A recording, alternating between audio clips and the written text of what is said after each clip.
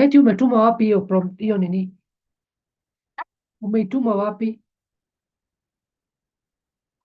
Umetuma wapi hiyo kitu? Nilituma nilituma mail yako. Oh, haya sawa. Please admit, naona hapa Jeff ananiambia tu admit, lakini simu yako imeenda tu admit. Haya, wacha ni admit watu. Okay, okay.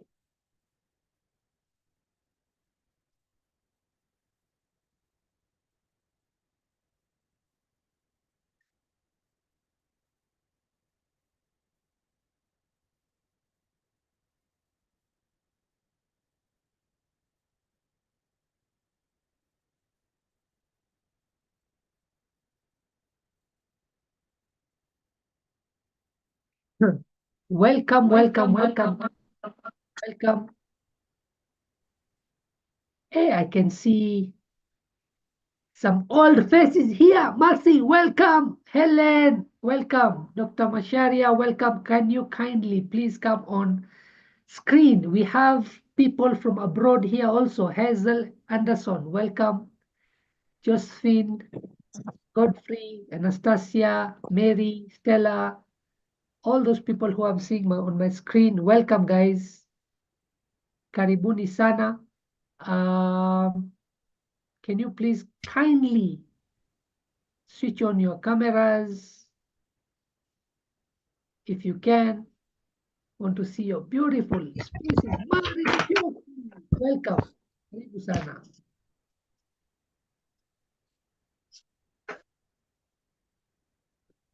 Francis Nganga, welcome. Good to see you, bro. Thank you. Good. Hello. So let us know where you're logging in from. Nairobi, Mombasa, Kisumu, wherever you are abroad. I want to see your the chats being flooded. Nakuru, Nyeri. Julia is logging in from Nyeri. Francis Nakuru.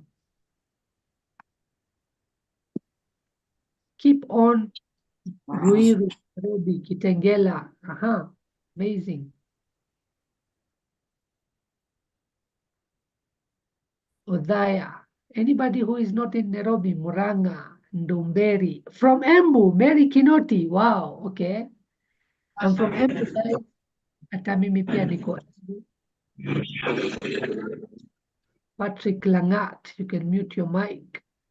Eldoret. Anybody from outside?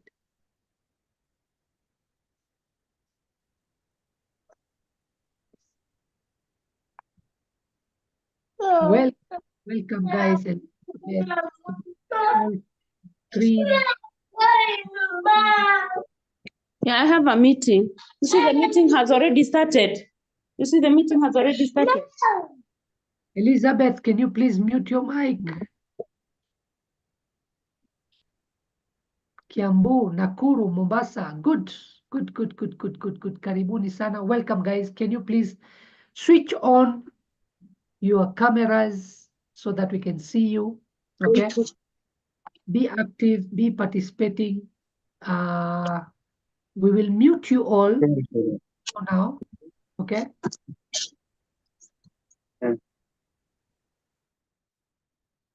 We'll mute you all. And without much further ado, I want to welcome the person who we have been waiting for, the person who has brought us all here together, the reason why we are here, okay? The celebrity of the part of this industry and somebody who I respect a lot, I've learned a lot from and keep on learning. Somebody who is wise, somebody who is knowledgeable, somebody who walks on the trends and walks the talk. And that is none other than Coach Betty. Karibu sana, Coach Betty. The space is here. Good morning. We can see there is a lot of people from different parts of the Kenya and I believe outside also. We are 59 people here, guys. Come on, camera. Let's see you. Let's interact. Thank you, guys. Yes, Coach Betty. Thank you very much, Samir. A very good morning, good afternoon, or good evening. I do not know where all of us are logging in from. I am so glad to see all of you guys here. Happy New Year. I believe we can still wish each other a Happy New Year. Just the first thing I would like to say is that as you came in, you noticed that the meeting is being recorded. That's an AI note taker. I mean, we are teaching AI, guys. We should be the first ones to show how this works. And for sure, we shall share the recording. So this is going to go into the public. If you're in our WhatsApp groups, if you're in our circles, you will also find this recording. That's why we are recording it. And thank you very much. We are using an AI tool to do that because it's AI season. Today, I am so glad, guys, that this moment has come. It's been long overdue. We've done these, we've done smaller meetings, we've done bigger meetings, but the most important thing is that, I don't know if you feel like me, but this is a very defining moment for all of us globally. It is very defining. I was really, really waiting for the day President Trump would be inaugurated because I wanted to hear what's the plan on AI. And I am so glad that actually it was almost the main topic and the main concentration that the big people are looking at implementing this year. So we are very many of us here from different walks of life. We have owners of businesses. They've been calling me and asking me, what do we do, Betty? What is this AI thing? Do I need it? When do I need it? How do I need it? Where do I need to start? I also know that we have employees. We have let me say professionals, people working in the professional sector. And they also want to know, how do they take advantage of AI? How do they get into the groove? We also have friends of mine, my inner circle. We've been doing AI the last 6 months. We've been doing a lot behind the scenes, but we still have people who call me and tell me, Coach Betty, you know me and you know the job I do, but I totally do not understand AI at all. I don't know. I just see you mentioning it. I don't understand. It's a bit scary to me. I don't know what's going to happen to the business. So we have all walks of life here today. We didn't niche down. It's not yet time to niche down. So we will keep tweaking, keep getting it. And this is also what I want to say. As far as artificial intelligence is concerned right now, does anybody know the whole picture?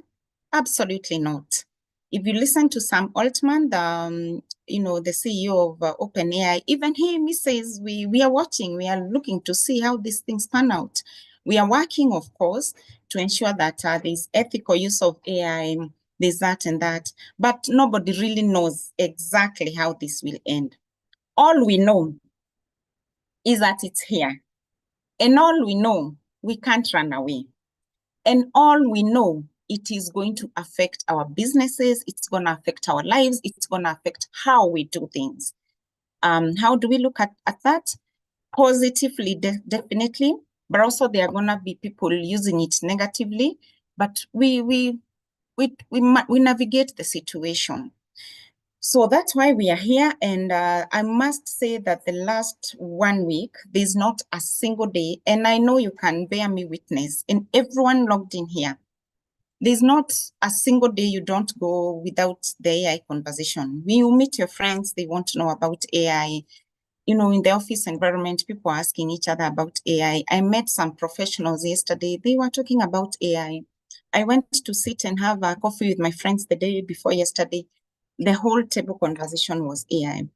And I know that we know that's what is going on. So thank you very, very much for joining us from whatever part of the globe, whatever part of Kenya you're joining us from. You are very, very welcome. Most importantly also, thank you for joining our communities. We want to build together, to collaborate.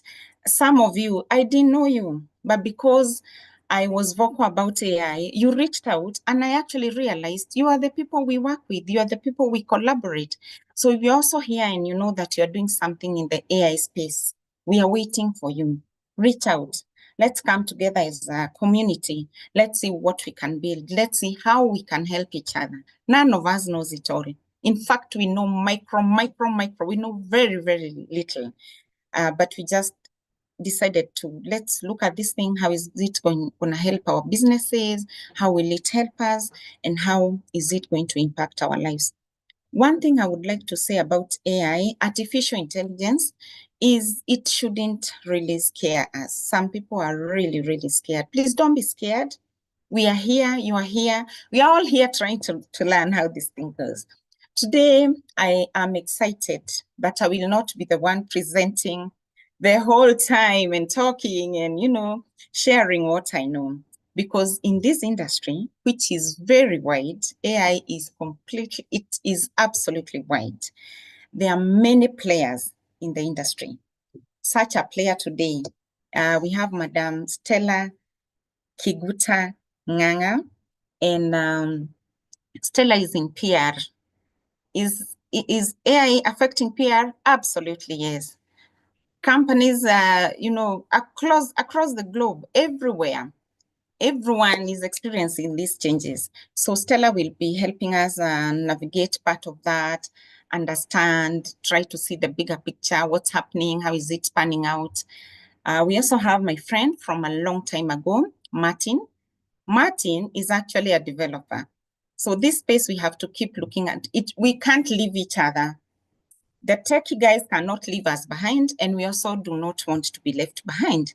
So, and when it goes very, very techie, the techie community is happy because they totally understand what's going on. Then a lot of people are left behind. So that's what we are trying to, have a relationship, a collaboration. So Martin, from a techie perspective, how does it look like? And of course, we have had very many talks with Martin. It's not going to be a techie talk, so don't log out. He's just going to help us understand maybe a small bit, because there are also techie people here logged in, your people, Martin, you could have a word or two for them. But for the rest of us, I, as Coach Betty, how do I integrate AI into my business? What is this big word, integrate? What does it mean? How will it affect me? Can I see with my own eyes? What does it mean? How are you using it? So I am so glad, guys. And most importantly, for those of you who are meeting me maybe for the first time, my name is Coach Betty, and what I do is work with high achieving individuals. Those are people who know that there's something more for me. I am meant for more. I can do much more. Maybe you're in a situation that doesn't matter. Probably the economy or your business is, I don't know whatever level of life you are in, but you know you are a high achiever. Those are the people we work with to get to the next level, look at how to enlarge your business, increase your income, and do better for the world.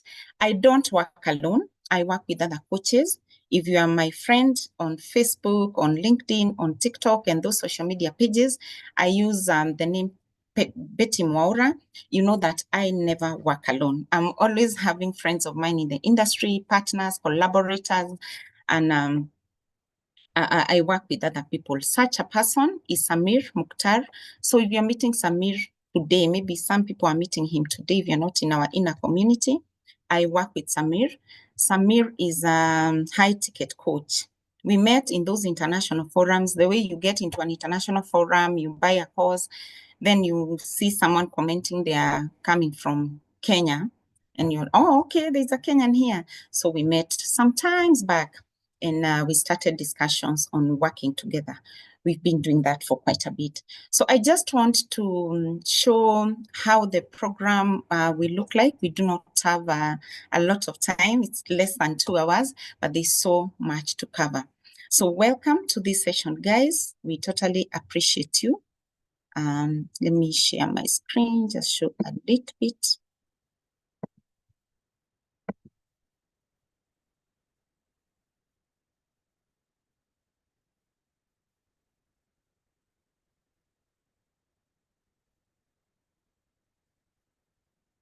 We will have after every speaker, we will have a short session for question and answer. So you can prepare your question depending with what you want to know for today.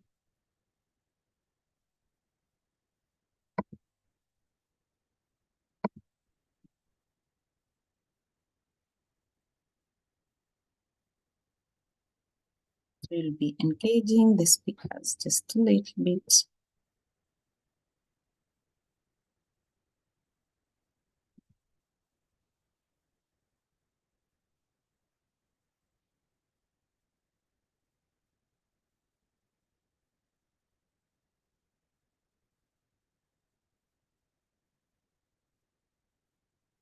Nice. So this is 2025. We work with this brand, the AMP Academy. AMP stands for Activate and Monetize Your Potential. So we create. This is the creative season. The creative economy is here. We appreciate it. We work together. We innovate. We partner. We grow. Once that happens, we repeat. So this is the flyer for today. I'm sure you've seen it outside there. We want to look at the AI advantage. What's the advantage? Or how is it coming to help our lives? How can we leverage it? And is it a must? There's someone who asked me, is it a must I stop doing what I'm doing and focus on AI? I said, no, you're running a company. You don't need to stop doing what you're doing. You just need to know, how do I bring in AI to increase productivity, to do a better job, to find more customers, to help more people. So you don't need to stop what you're doing. You do not need to start to create another new business. But if you're not doing any business, or you've stopped working, or you're looking for a new thing to do, then probably you can create a career in AI. But you don't need to stop anything that you're doing. All right, so this is how it's going to pan out. We are going to look at just the AI basics and updates, and that's what I was doing. The biggest update I wanted to talk about is what President Trump announced. That is going to affect all of us, whether we like it or not. America implements that, you can be sure that's going to pan out globally. So it's coming, it's here. It's nothing to be scared about. It's something to learn about and collaborate and appreciate. Then we will have Stella. Stella is in PR, so she's going to share with us what's going out there, what's in media, and it's going to help us a lot. Then we'll have Martin showing us a little bit of the integrations. How are they doing it at the developers level? Who are they helping? The real, we want to see the real thing. What is this integration you keep singing about? At the end, we'll also have Samir show us a practical tool. You know, I keep seeing people ask me, what app are you using to do this? What app are you using to do this? We've chosen one app to look at today in the interest of time, but there are many other applications that you can use. Some made by different people, some made by Kenyans. Actually, there are apps that are being developed by Kenyans, some developed by some other Africans, and we'll keep looking at that. So at this juncture, I would like to invite Madam Stella in the interest of time so that we can proceed. And as I invite Stella, I want to read her bio. Stella is the founder of Brand Essence Public Relations. It's a company that does public relations. And Stella, by the way, is a seasoned corporate communications leader. We all know Stella, right? Especially on LinkedIn and those PR spaces. She has 2.5 decades of experience providing PR and communication services to multinationals like the Commonwealth War Graves Commission, Coca-Cola, GSK, and KPMG. I think I personally knew Stella when she was at Coca-Cola. Passionate about storytelling, Stella believes in the power of communication to amplify the voices of unseen and unheard people, organizations, and issues. In March of 2024, the Public Relations Society of Kenya recognized Stella as one of the top women in PR in the country. In December the same year, the association also recognized her as one of the top 52 PR professionals. That just the other day, this December, we saw the flyer. in Kenya. Stella is married and she's a mother of 3 adult children. Stella, welcome. We want to listen to what you have for us.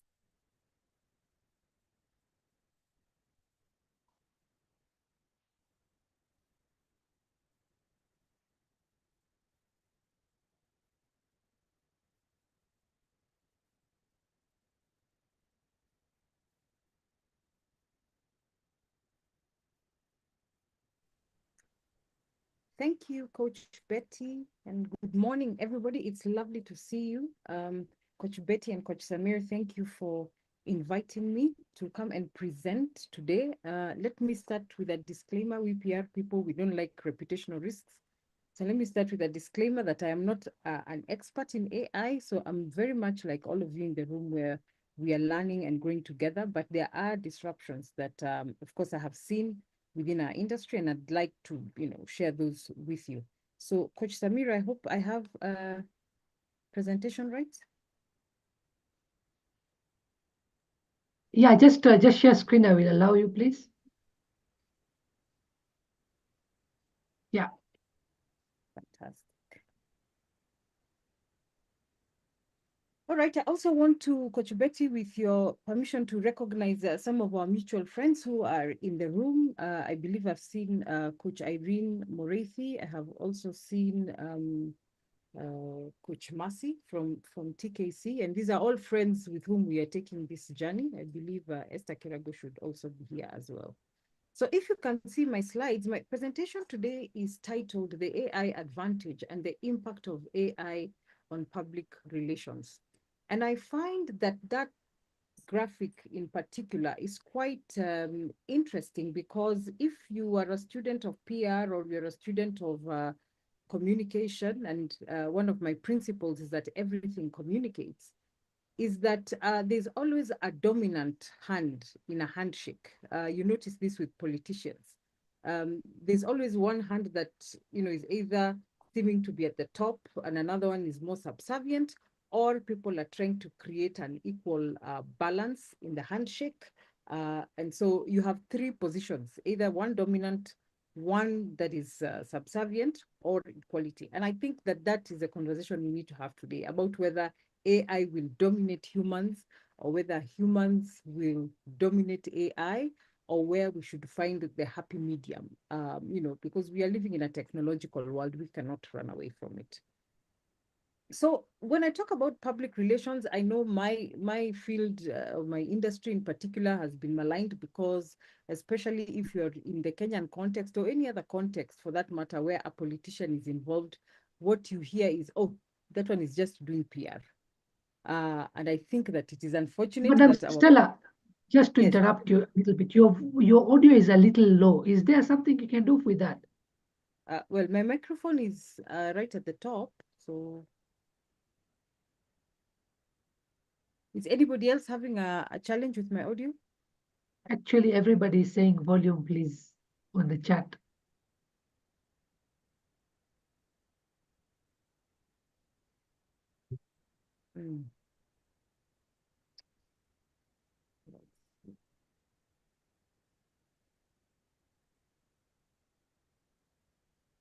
Okay, I am at maximum volume.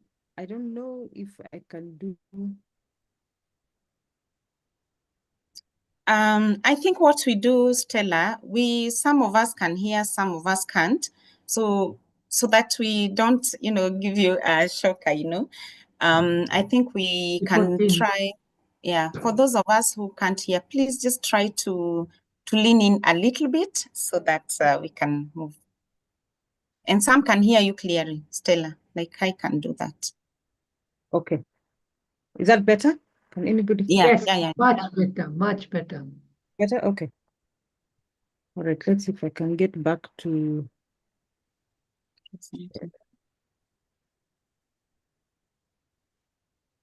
All right, can you see the presentation? Yes. Okay, all right. So sorry for that, for those who. But you need to make it a slide. Yeah, good. Yeah. All right.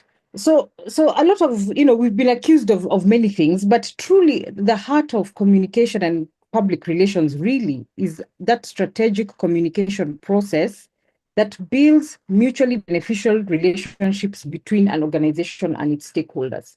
And I think when you look at the stakeholders of an organization, they are varied. You have internally with employees, with management, and others, the board, but you also have other stakeholders who are external. And the meaning of a stakeholder, this is somebody whose actions or whose actions, yours or theirs, can have an impact on the other person. So your business can have an impact on them. Actions, for example, if you're talking about activists, can have an impact on your business, okay, or your organization.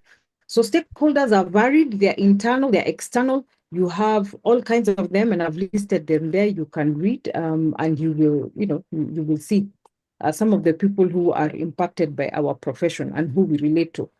Now, in 2024, there was a study that was done among PR people called the Global Comtech Report. And it was looking about the intersection between public relations and artificial intelligence. And with the background that you have just seen in terms of what we do and who we do it with and for, there are about 5 things. There were more, but these are the 5 things that I've found quite instructive about that report.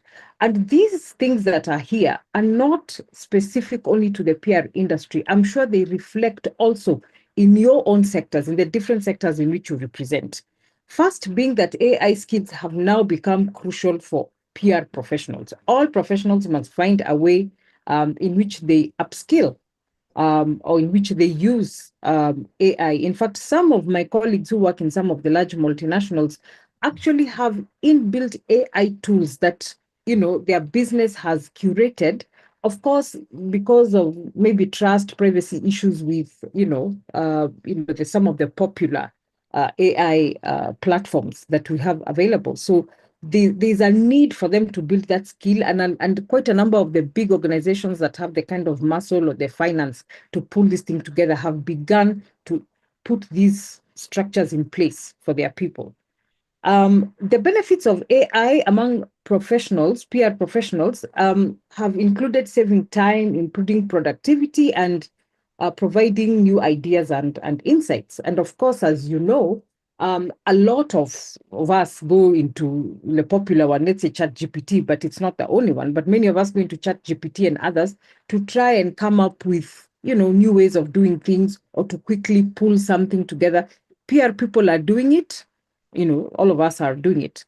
The third thing is that the benefits of AI to some of the PR disciplines are misunderstood.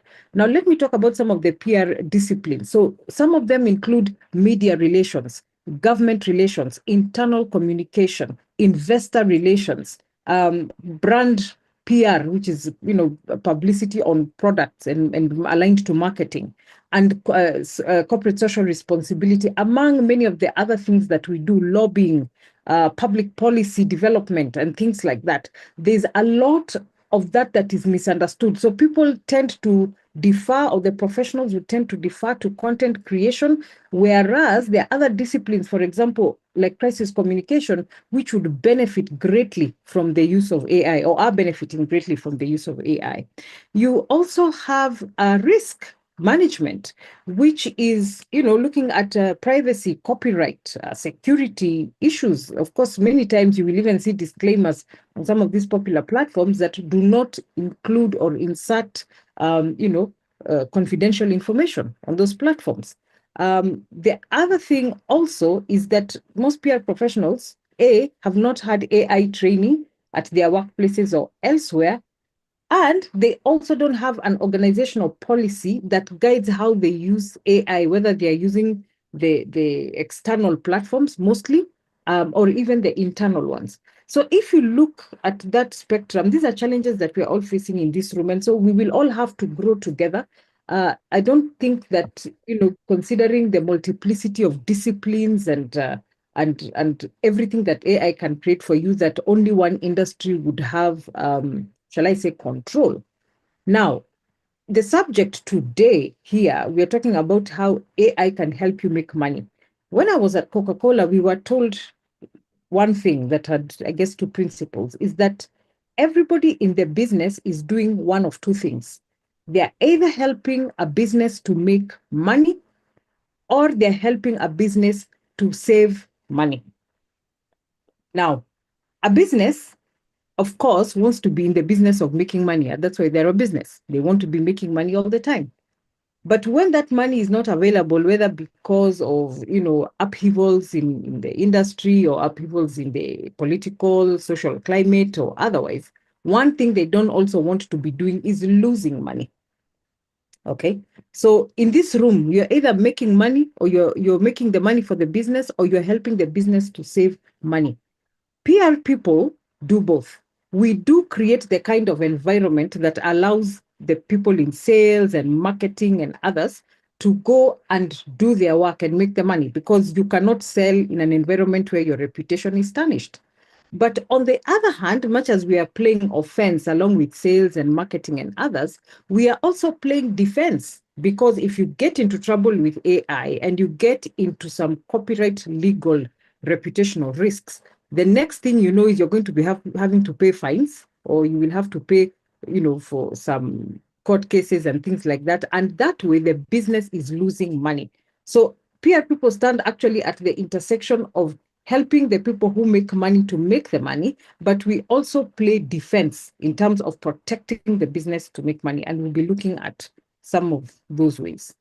Now, how has AI transformed PR and communication? Number one, it has transformed campaign creation, because now, using the power of technology, we are able to brainstorm and come up with permutations of just about anything, and really boost our creativity in terms of how we design PR campaigns for products, for people, for organizations, and so forth and so on.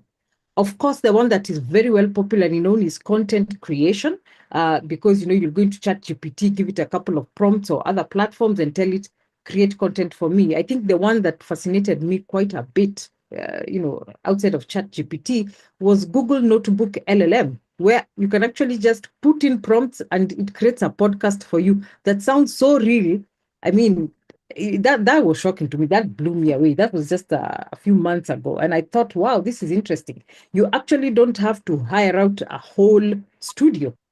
As the technology improves and we can even include accents and local cultural nuances, in conversations, like, as ChatGPT can even have a conversation with you in Sheng or in Pidgin, Pidgin English.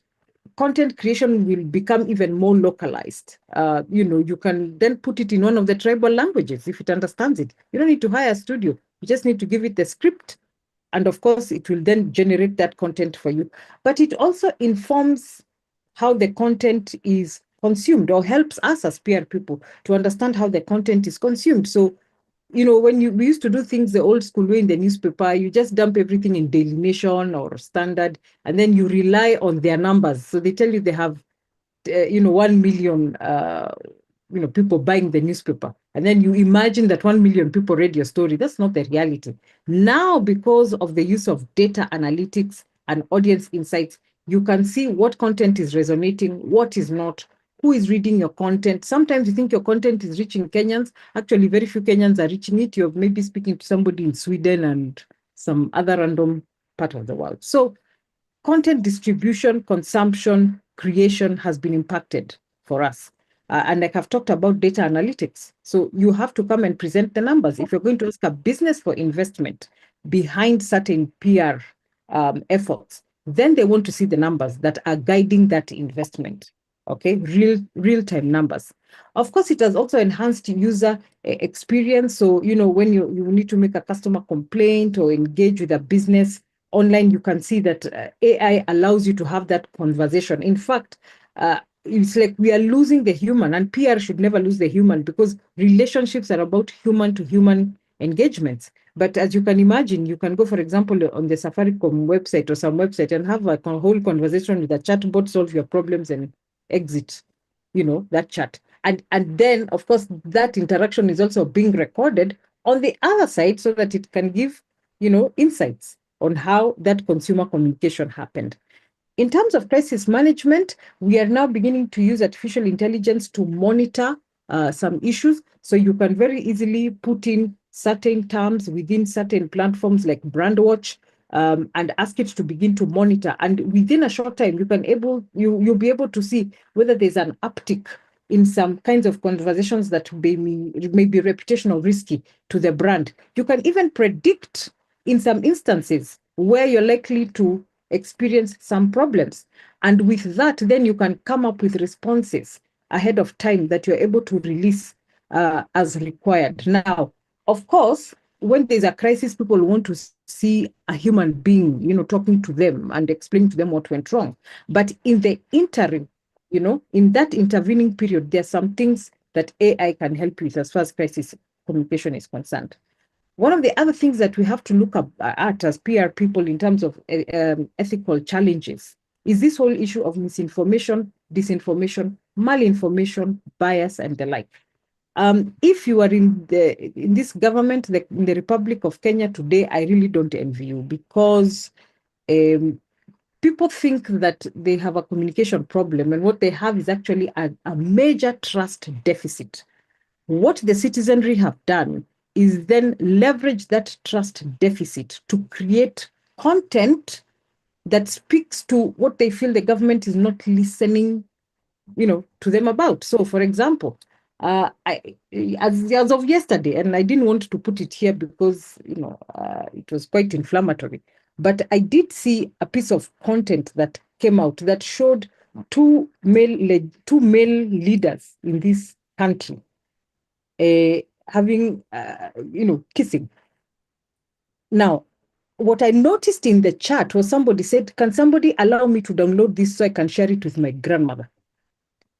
Why? All in an effort to paint this particular politician, who's not very popular at the moment, in very bad light. And now, if you're looking at some audience groups, which I would call vulnerable groups, the elderly, maybe people who have mental disabilities, they're not able to interpret that graphic for what it is, which is, oh, this was AI generated. As far as they're concerned, I saw a video, and they actually assign trust to the person who sent it to them, not even the generator of the content. So there are going to be a lot of ethical challenges that will are arising with the use of AI. Of course, AI has also changed the way we search. So it's very easy to go on ChatGPT and ask a question like, "Who is Stella?" And then it will tell you it doesn't know. It will tell you it knows, or come up, hallucinate and come up with its own results. And so it's becoming more important for PR people to engage with search and inform such content, so that when you go in and Google your business, not Google, but you can ChatGPT or search your business within those AI platforms, it's giving accurate information. Because I recently saw a news article about someone who searched themselves on ChatGPT, and the results that came out were so inflammatory, they actually sued the organization. But if you begin to inform the content that these AI platforms are churning, then you might be in a better place to streamline the results that it gives about you, about your leadership, about the business.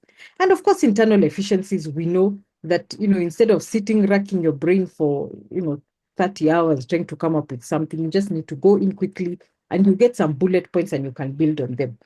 But that said, let me be clear that if you don't know your craft, if you're not good at your craft, the AI won't help you. In fact, you will be misled.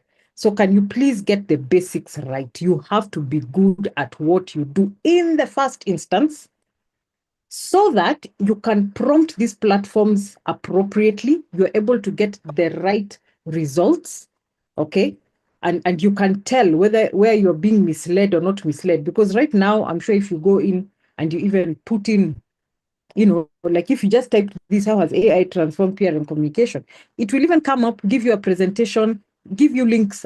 Do you know whether that link is true or not? So there must be, let me say 3 things. You must be discerning, number 1, of the content that it is giving to you. Number 2, you have to be competent in your craft, whatever it is that you do, so that you're able to prompt correctly and judge correctly whether what you're getting. And then number 3, you have to exercise the right judgment on whether to use certain things, create other things or not. Ethics is key in the use of of AI. Now, I talked to a friend of mine who's in graphic design, because as PR people, if you remember, if you go back to the definition of the work that we do, you can see we work with a multiplicity of stakeholders. And there's one principle that we adopt, that the actions of your stakeholders may be perceived to be your actions as well. So for example, if you work with a supplier who's bribing the government, for example, for some deals, it will be assumed that you have endorsed, especially if you are a beneficiary of that exercise, in terms of maybe let's say they bribed someone so that, you could get an upper hand in something you probably didn't know, but it will be deemed that you knew and you participated. So the actions of your stakeholders could be deemed to be your own actions. And therefore, we as PR people have to look broadly about also the use of artificial intelligence with allied industries. Now, what are some of the allied industries we work with? I've called out a few.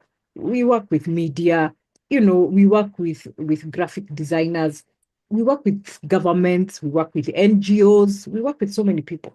So I asked one of the people that I work with in design, his name is Bonnie Gore, and he runs an organization called Digimat, how he uses AI, especially because he also works with some government institutions for graphic design. And he said that, this is quoting him, that it's had a huge impact on his industry. Of course, we all know this. I mean, even the image I'm using up there is AI generated. And some of the ways that it's being used for is, of course, improving creativity, generating draft ideas, which, then him as a competent designer can build on. It's boosting creativity because it allows him to, does things in a short time, and then he's able to work on other things. And of course, he's given some kind of ideas of how AI platforms, and even give me a couple of them. I'll share them with you, Coach Betty, so you can share them in the group. Some of the apps that he's using to do some of this work. And this is just a section of the work that he's doing.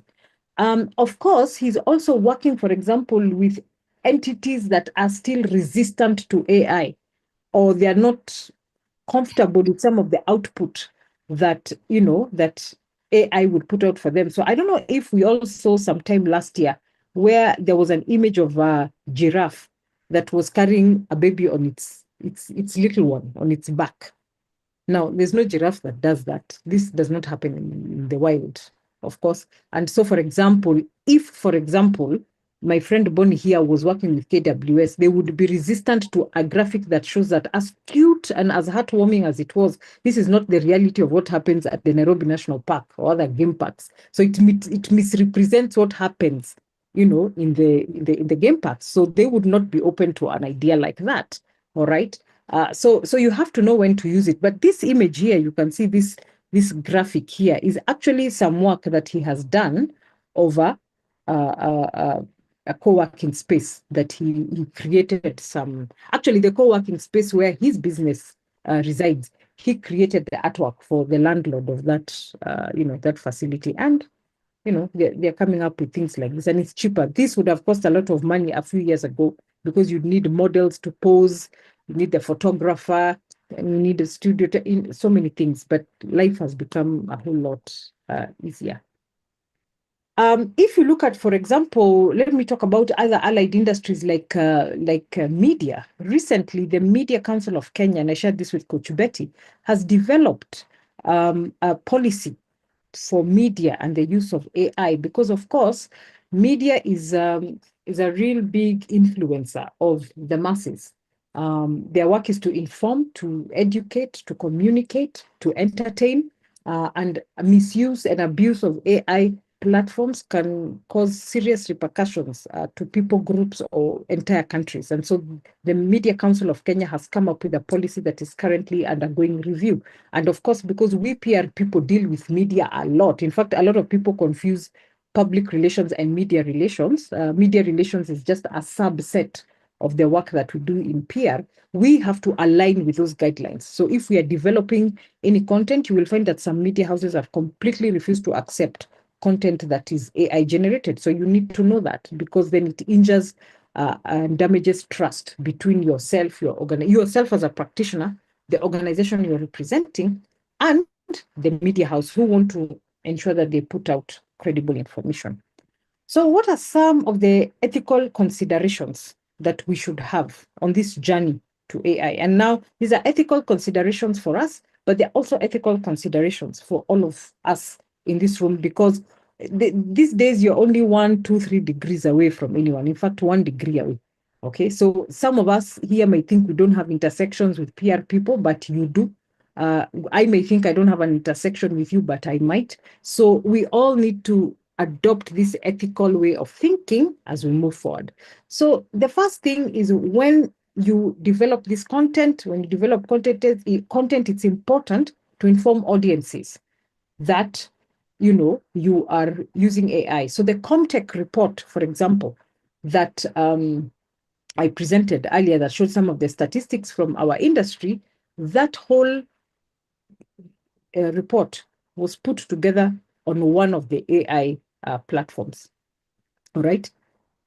And for the purposes of transparency and disclosure, I also interrogated, excuse me, I interrogated ChatGPT on some of these things that we are talking about today. You also have to look at bias and fairness. So, for example, how are certain people groups being represented on AI platforms? Okay. The people who get to use the system more get to inform how the system thinks and operates. So it's important that we make sure that the voices of people groups are heard, people with disabilities, elderly people, people who, especially who could be maligned, people of African heritage, and so forth and so on. Women, how are women shown in these platforms, and so forth and so on. So it's important to ensure that the messages are free of bias, and they demonstrate everyone in an equal light. You don't want to key in, show me, create a graphic of a poor child with flies on their face, and the first image that comes up is a black child. That is not on. Okay, we're not going to do that. So I think we need to be clear, and where those images are not positioning right, because of course there are children in Africa who are living in dire conditions, and some of those conditions are not sanitary, but that is not an African phenomenon. That is a phenomenon that is all around the world. I will never forget in high school how, when we went to South Africa, not in high school, in university, many of us were going to South Africa, that was like in 1990 something, a long time ago. We had never seen a white person on the street begging. Everybody's heads were out of the window when we saw that, right? But of course, we were so acclimatized to seeing pictures of hungry children in Ethiopia no. If you find those kinds of images, it's important to report them in the right way and state clearly, inform the system that, this is not a fair representation of people of color or just human beings generally. Respect data privacy, of course, because if you don't respect data privacy, I can promise you, you will not make money. You will lose it when somebody sues you. So since we're in the business of making money, let us safeguard what we are putting out there and making sure that we even triple check it just to make sure that we're not losing money when a lawsuit comes. Of course, we have to maintain accountability. Human oversight is still important. Okay, there are things that AI will never be able to feel, and that's one of the things that we have as human beings that differentiates us from things and systems, is the ability to feel, the ability to humanize. We cannot lose the human element behind AI. Don't lose it. Whatever industry you're in, do not. Okay. The other thing, of course, is to ensure that humans are not dehumanized. Okay. If you're not careful and you outsource your brain to AI platforms, you might diminish mentally. So please ensure that you are staying on top of things. Your mind is fast. It is these human minds that created the AI. So now we cannot allow the servant to take over the master, right? So you must still maintain mastery, because the human being comes first. So don't over-rely on it. Make sure that you're using it. You've noticed, and I don't know how many of you would be honest in the chat, that the more you begin to use these platforms, if you're not careful, you will find a little bit of your gray matter is now, growing mold and becoming a bit soft. We must still make sure that we are in charge, all right? Be careful about manipulation and the ethics of influence, all right, especially with algorithms and other things. Make sure that we are pushing the right content to the people. Make sure that we are not exploiting anyone in the making of our content, and we are not misrepresenting people, groups, or ideas, or concepts, or facts. Like we've said, AI, intellectual property is a big issue, and part of the reasons why some of the big media houses are rejecting the use of AI, even in terms of when it searches for their content, they are rejecting because they're like, we have human beings who we've compensated. This is our intellectual property. Now ChatGPT is just putting it out there, and I'm using ChatGPT loosely because it's the most popular one. ChatGPT here to represent these platforms and concerns about who owns that content. All right, so just be clear about that before you begin to input and then use those outputs. And just finally, in terms of what's the way forward, AI is here to stay. So let me step back a bit. There are three categories of humans. There are people who will resist AI till they die. That is one end of the spectrum. There are other human beings who will accept it and run with it. That's the other end of it. And then you have the people in between who are the undecideds. And this line, actually, this continuum of people who are for it, people who are against it, and the middle is actually a line that manifests in life anyway, even in politics. You have people who are for this, and there are people who are against, and then there are the people in the middle who are still undecided. You can't continue to remain in the undecided category because the train will run you over. So get used to the fact that AI is here, but learn and upgrade yourself, integrate it strategically in what you do, let it become the assistant that helps you to be your very best. It should not take over you, but it should enable you to become a better human being, to think broadly, to explore options, to create and to innovate.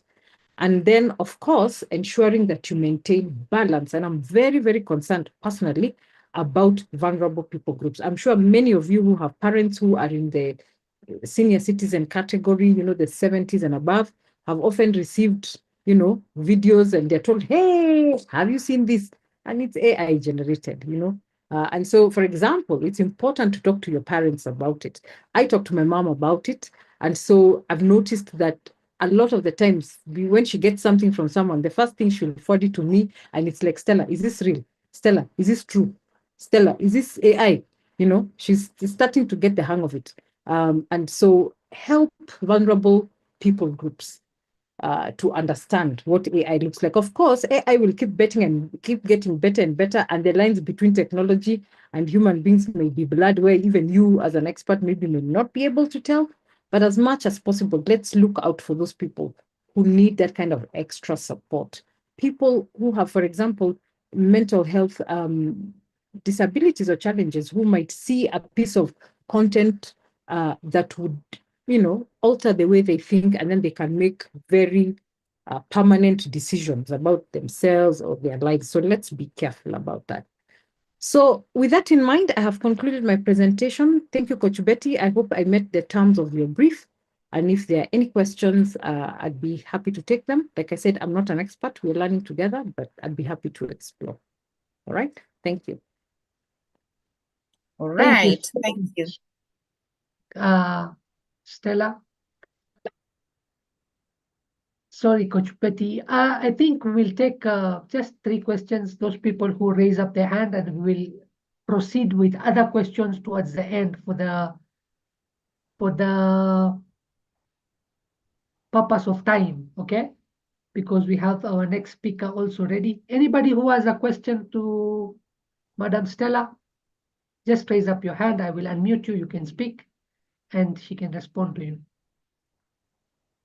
As we wait for someone to ask a question, thank you so very much, Stella. We respect you in the industry. And as you said, and as I opened this statement, we don't know so much about this industry. We will have to work together, come together, put our brains together. And every one of you who is in this meeting today, we all need each other. And that has been demonstrated. If you watched Stella's presentation very, very well. Thank you very much, Stella. We appreciate you. Thank you very much, Coach Betty, and thank you all for the feedback that's coming through the chat. You know, if computers are coming together to create this, you know, this AI, then there's no reason why the human beings cannot come together to collaborate, to make it work for us, okay? And of course, if you need any support, let me put it there, if you need any support for your organization from a peer perspective, and as far as this is concerned, with Coach Betty's permission, please feel free to let me know, and we'll be happy to explore. Absolutely. And as we keep representing, you know, as we keep going to different meetings, talking about AI, talking with each other in the office about AI, that call that Stella has made, please let's make it matter. If we don't, AI will take us over and we will not know what to do with our lives. The current book I'm reading is called When We Merge with AI. You can imagine when that happens, it will really be bad. And they say it's by 2049. Anne Wawero, what's your question?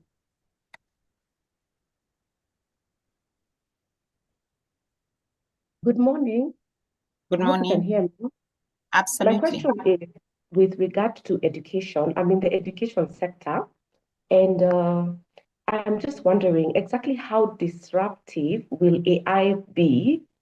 Because you see, once the people who are in school right now, they're aware that it's there, the Gen Z or the Gen Alpha, I don't even know where we are. I heard there's a new one that has come in already. But, you know, as parents, what should our focus be? Because is this something you want to introduce your children to? And if you do, are they going to start wondering why they're going to school and learning things like math that they will probably never have to do, because AI is going to be extremely precise in terms of things like mathematics. So, you know, how disruptive is this going to be to our children and especially to the education sector? Okay, I think it's going to be disruptive. So I'm a mother of 3 Gen Zs. The youngest is 18, the eldest is 22.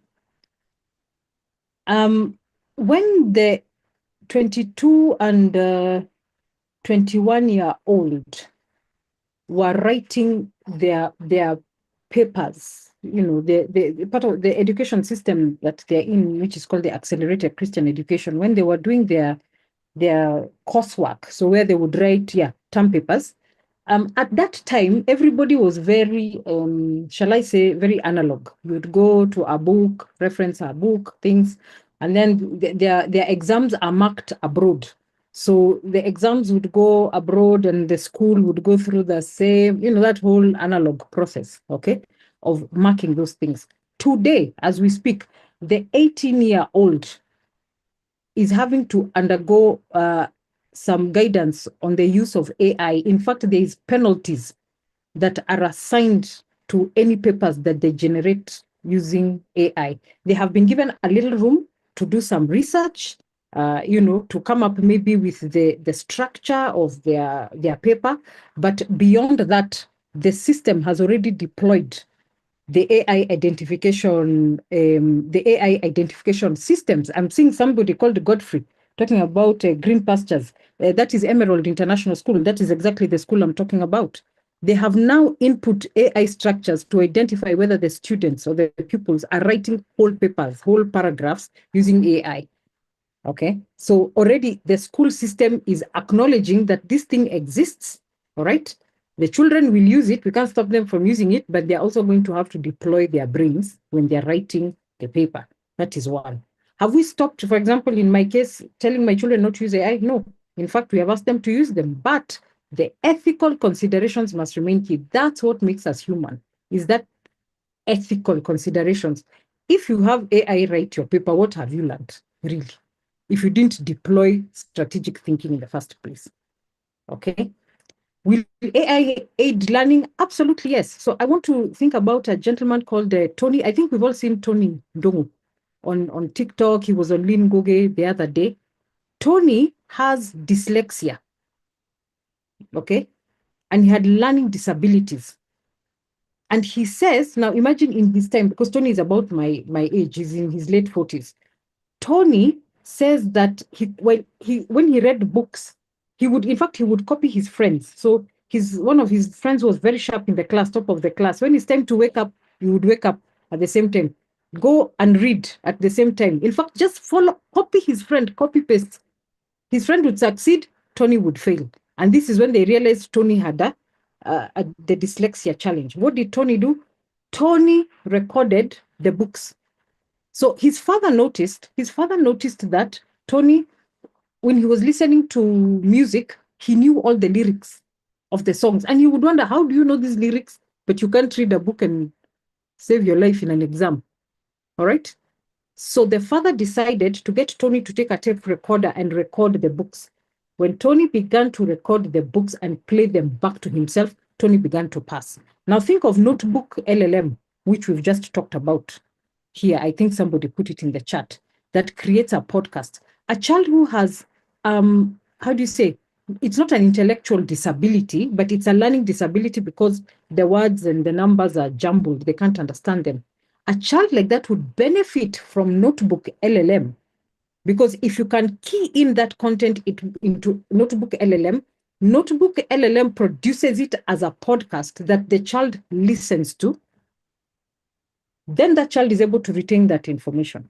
So especially where it's being used as an assistive device to help children who may have some, either cognitive challenges or understanding challenges, it is definitely a tool that should be used.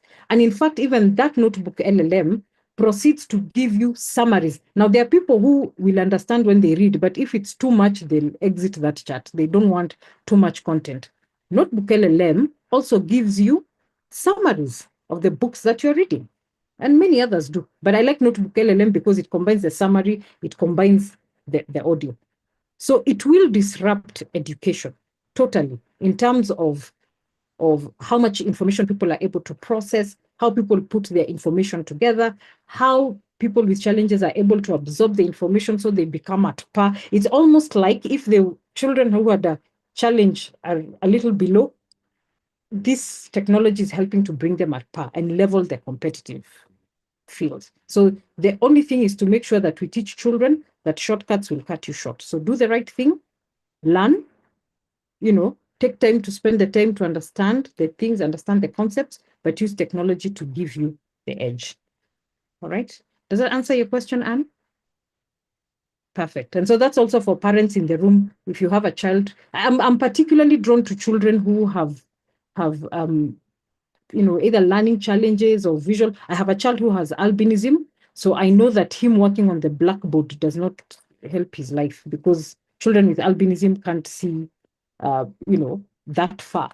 But with a laptop and technology, my son is very sharp. In fact, he's planning to get into tech fields, right? But this also helps him, right? Because if we just put him in a blackboard, not very much will happen. Okay. All right. Thank you, Anne. Any other questions? We have a question from Felix Otieno. He's saying, there are AI tools which humanize your AI content. How is this impacting organic research? Yes, there is, Felix, and I have seen them humanize. I won't say that I'm an expert on this, and I would have to check. And I see my friend there. I see, so Esther, hi Esther. Esther and I collaborate. She and I consult together from time to time. And I think Esther has answered that question, that with her experience, and she writes a lot. So Esther is a former journalist, and currently she's in PR. And even when we consult with her, she's responsible for media relations. So if you're writing, for example, a blog or some article, and you put it into ChatGPT or whatever, and you humanize the content, as you can see, Esther says there that you still have to input your thinking. It doesn't humanize fully. Now, I tried this the other day, and I found that I was even better than the humanizer, right? I was trying to do something quickly, and then I put the thing in the humanizer, and the errors that came out of the humanizer, I just defaulted back to my draft. Of course, as they get better, you know, other tools that check for those things will have to get better, but because I don't put out written content as much with those AI tools, I don't know, but maybe Esther, if we ask Coach Betty for permission, you can answer, since you deal with media more frequently. And Maybe media, Esther, please up your hand. I can unmute you. yeah. Okay, so like Because I said, I'm not an expert. We are you also have learning. people here. Okay, this Okay. is Francis. So I think in terms of leveraging the collective genius in the room, Francis says Turnitin will still flag AI humanized content. So you see, everybody is putting in checks and balances. Okay. In the system. So Esther, if you put up your hand, you can answer, or Francis for that matter. They see Francis. Esther is already here. Esther, yes? All right. Good morning, everyone. Thank you for allowing me to just put my thoughts out there. I think as someone who writes a lot, I've also noticed that even when you put your content for it to be humanized by AI, you still have to input a lot of your thinking. And I think that's what AI does. Like, you can't delegate the thinking part to AI. You still have to put those elements of you. And I think that's what still makes that content very much personalized, or your content, because there's still elements of you that are in that content, whatever it is, even in research. I have a friend actually, and we have been having a lot of conversations with her. She's doing her PhD in the US. So she tells me for her PhD research, you're only allowed a maximum of 35% for it to be AI generated content. So that tells you that still there's a whole 65% that is still your thinking that needs to be in it. So the AI tool is just to enable you, but really you can't delegate those elements of even thinking. And even when you try to humanize it, there's still a way it reads funny. So you still have to input your own thinking into that content. So from my experience of just trying to experiment with an AI, that's what I've picked. Thank you so much, guys. Thank you so much for your questions. Thank you so much for the well answers. Thank you so much for the presentation, Stella. It was amazing. Thank you so much. For the sake of time, we will proceed. So I will get back Coach Betty on the space, and we can continue. Thank you so much, guys. Let's proceed. Thank you. Thank you very much, team. We are doing well, but we still have one more guest. So we want to allow him to do his presentation, and then we can have a space to ask the rest of the questions. So we want to look at different areas, different angles, and see how we can help each other. So Martin, you're welcome. We are happy to have a developer in the house. Tell us what you do and how you, they are my friends who I know personally who run companies, and they're like, Betty, this thing, what is this thing you are talking about? Am I going to close down? They're listening in and they're waiting for your guidance. Allow Martin to unmute. Hi, everybody. Hello. You can hear me? Absolutely. Loud and clear. Good. My name is Martin Monenenjoke. I am a software developer. I am in real estate software solutions. We work closely with the people in that industry. I have used AI or integrated AI in the work we do, and I'll be giving a practical example. I hope I'll be able to share my screen with the teams that will be able to see how we're using AI. But before I go to sharing and saying what to do, I am here to speak about integration of AI within the workplace. And I would want to say something from what the speakers have mentioned. The reality is, as much as this people would want you to feel nice about AI and the reality is going to be disruptive. Like this thing is going to make people lose jobs. I'm not going to sugarcoat it. Betty, let's tell them the truth, because I'm in it. I'm a computer scientist. I have been in the computing world for long, and I haven't seen something that comes this fast. It's like a storm is coming. It's like that fire the other day in the US. You saw what happened there. I mean, this thing is going to be disruptive, people. So let's this is nothing like there is this people, speakers or pastors who tell you you're going to get rich. This is the year of buy a car. This is nothing like it. This is the reality is if you do not wake up on AI, you will be replaced by people who woke up on and used AI. First of all, I want to define AI for, I can see we have 200 people, and I know some people still don't get AI. My definition of AI is very simple first. There is no expert on AI. I heard Stella keep saying I'm not an AI expert. There can never be an AI expert, number one, because this thing is that big. You can't be an AI expert. The field is so huge, it's so vast, it is actually running on itself. So Mr. Martin, your volume has gone a little lower. I don't know what happened. I think it's my microphone. Is it okay now? Yes. Yeah, I think it's a microphone that is a bit like that. Can you hear me now? Is it okay now? Yeah, Yes. so we can. I also can't call myself AI expert because I'm having to work with people who are here. I want to recognize Brian. Brian Kuria has really been instrumental in our utilization of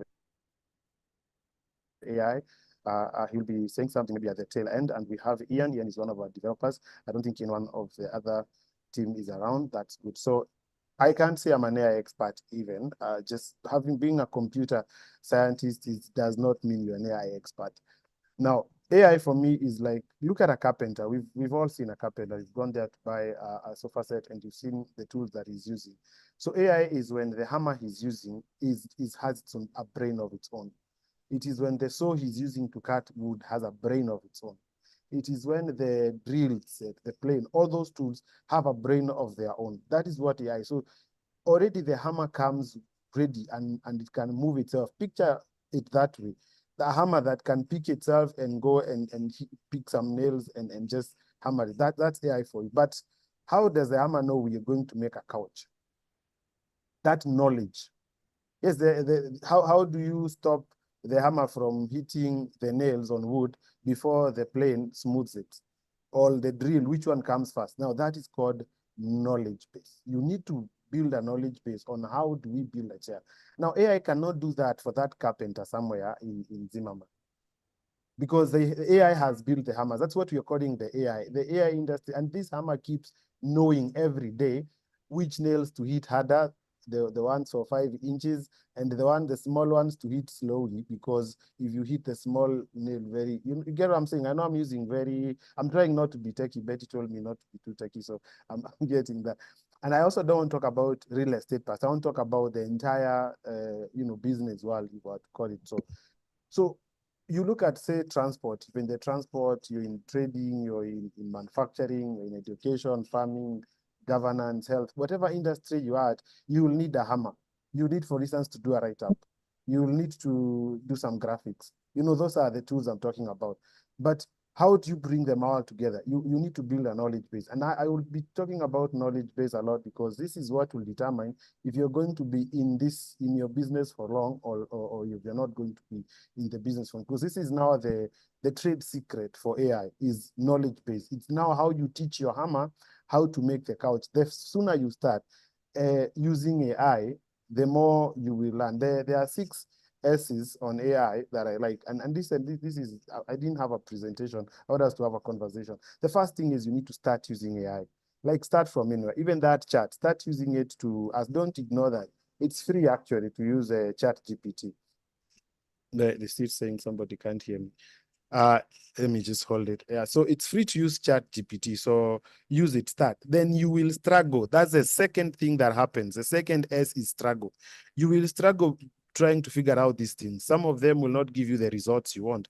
As you've had Sarah say, she went back and did this. So there is going to be struggle when you're using AI. The other thing that you're going to do after you struggle is you have to stay, because there's no other option. You can't quit. So you're going to stay in there. You're going to try tomorrow. You're going to do it better because as you're trying, also AI is learning from the mistakes you're making. So integrating AI, which is what I'm speaking about today, does not begin with your mouse and your keyboard. It starts with your mind. You have to tell yourself, I have to start. You tell yourself, I will struggle. There is a struggle. So don't go in and then you struggle like, this thing is not for me. It's not for me. So this starts before you even touch the machine. Then you have to stay. Because by staying there, by using whatever tool you're using, we said there are very many. I think there's going to be a presentation of those. You have to stay. You have to keep trying, because eventually you and AI will start learning each other. You know, AI knows it's you, by the way. Yeah. Whenever you ask questions and come back, whenever you change things, it knows it's you. It keeps understanding. Okay, good. Then you're going to start getting some stability in it. You're going to get, that's the next step, stability. Then slowly and with time, you're actually going to realize that this can do, this is actually working. This is how it goes. This is how, so you will start succeeding. That's the other S. You will start succeeding. And once you start succeeding now, the next bit now is now letting AI steer you. So at this point now, you will not struggle much. You will actually, AI will steer you. And how does AI steer you to success? Because AI now will use the knowledge it has gained with you. Again, I'm using that word, the knowledge. AI needs to be taught. AI is just those pupils in a classroom. They are being fed. Only these particular ones, the class 4, class 5 pupils, they never forget anything they are taught. In fact, they remember everything the teacher tells them. So at the end of the day, when you have your AI tools and you continue using them and building the knowledge base, then they will now start telling you, remember last time we did this and failed. Like for instance, the marketing strategies that you use AI and then you give it feedback and all that. The AI will still tell you this one is not, or rather when you are trying to get answers in terms of decision making. But the decision making today has to be data driven. We call it DDD. Data-driven decisions. If you're making decisions based on feelings, you walk into a meeting and you say, I feel we should put up a billboard for marketing. Then you need to get out of that boardroom. Don't make decisions based on feeling. There's so much data that you can plan and use, as we'll be seeing in a few when I showcase how we're using AI on our end. So I think you've captured those S's. Then the start, struggle, stay, you're going to be stable. Then you're going to start succeeding, and then you let it for AI to proceed in that particular field. Now, remember this, AI has no knowledge about how you to make the Maasai shoes or the Maasai beads. You know, those two patterns, those Maasai thing to the AI US won't do. It is not localized. In fact, it's not localized on county bylaws. You know that your county has bylaws, your county. I'm talking about the national bylaws. I'm talking about your county, Kirinyaga County, where I come from. AI does not know anything about the county and the laws. But you see, people in the county need to know that. Every day, the county is passing laws. Who is building the knowledge base for those laws that the county? Imagine now coming up with you are the one who is keen on your county government and the way it's doing things and the laws it's passing, and then you're building that knowledge base within an AI platform, and then now you can query that to tell you there is even a conflict on this law. You will actually be going to those county assemblies and questioning the conflicting laws they have. And if you're in governance or politics, this is a very green area. 2027 now that we're talking about it, if you are keen on the trends that are ongoing in terms of the movements and the conflicts that are going, you could use AI to come up with a very good strategy to campaign and win it through AI. But let's not get ahead of ourselves. So integrating AI, what we have done for ourselves, and I think, we don't have much time, so I can leave time for questions. I'll go into that. Before you integrate AI in your working, you must have some bit of automation, because AI is automating itself. So what we have done for us is, and I'll give you let me share the screen. Let me share the screen. I'm sharing my emails. It's recording them. Like there's nothing there. Let's go to. You can see the screen, yeah.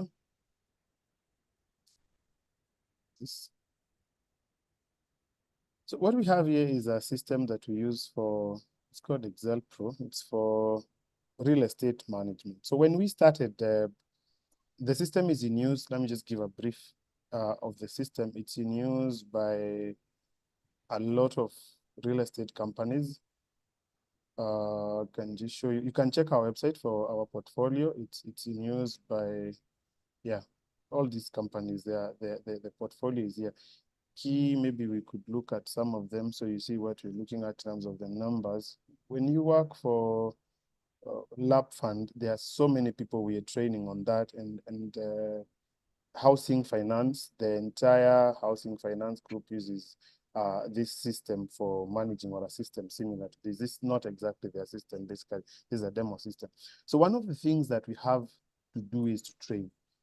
We train a lot on people. So initially what we used to do back in the days is we'd come here, we'll build notes, just have notes on how to do different things, including videos. Like if you want to add a new user, we'll give you how to go about it here. And even there was a video we'll embed. So at any given time, you could come and click and add a new user and all that. And this was good, but then AI came. So if for instance, you want to add a new lead here, you'll come here and you will have to go here and see how to add a new lead and look for it. But now this whole process of coming, clicking and updating, keeping this knowledge base updated. Again, I say that knowledge base on how to go about it. And we said, you know what, let's use AI. So we looked for an AI tool that is going to help us, and we actually put it here. So I'm going to start a new chat. And then, of course, comes in and like how, so you don't even need a trainer. Once you put the knowledge base in the system, you can simply ask the system, so how can I add a new lead? So we have already, you can even ask it any question. So to add a new lead, you click here, and when you click here, it's going to take you to where the lead form is, and you can add a new lead there. You see how easy that is. You can set it, oops, I need to add a client. Martin, yes? Just for the sake of our audience to understand, so Yes. is this now your team chatting the system?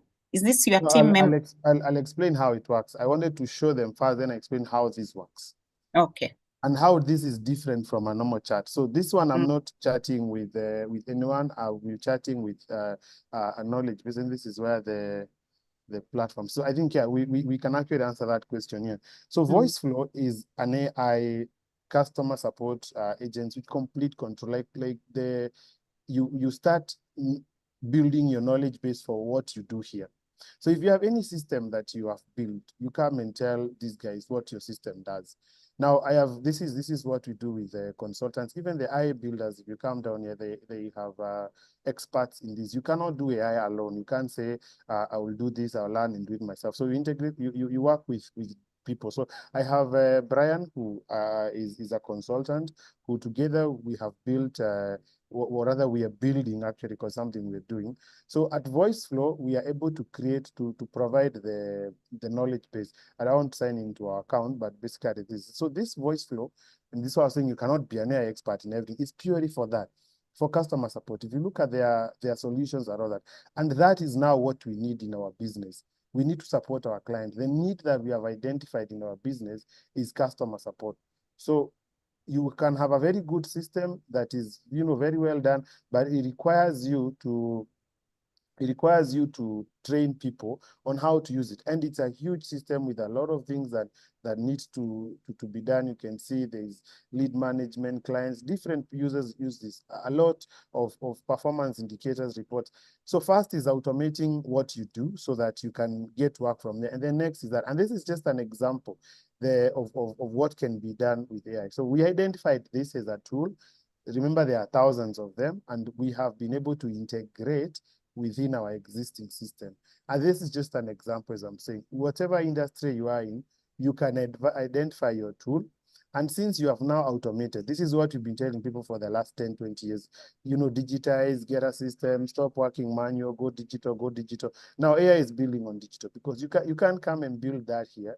You will need to integrate that in the system. So that integration is very critical, but it requires support, because you need to know what you need exactly. So that is what we provide clients with. We listen to their challenges, and then we're able to assist them in picking out the necessary tool that they need and how to integrate it with the existing system. If they don't have a system, we can build. Automation is not a very complex thing. Again, AI has helped in automation. Whatever you're doing can be automated, and you get to do it quite fast and quite easy. So you also cut down on that.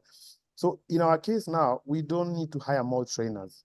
And this is what I'm saying is dangerous, because that means no more employing of trainers. The trainer we have trains voice flow AI. They build the knowledge base. That's just one person who needs to understand the system.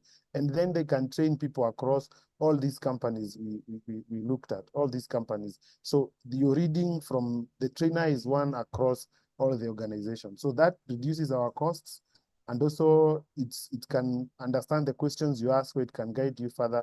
And yeah, and with now on trainer and Brian, we're able to do so much across all that. That's why I was telling you it's disruptive, because that means a lot of jobs could be lost. But then there are other new jobs that you can create using AI tools. You don't have to stick in one lane. Like I just gave an example of what the AI doesn't know, and then you start telling it, this is what happens. And then from there, people now can use your AI. Let's say there are people already who are building AI tools in the country, and then you can, who are localizing it.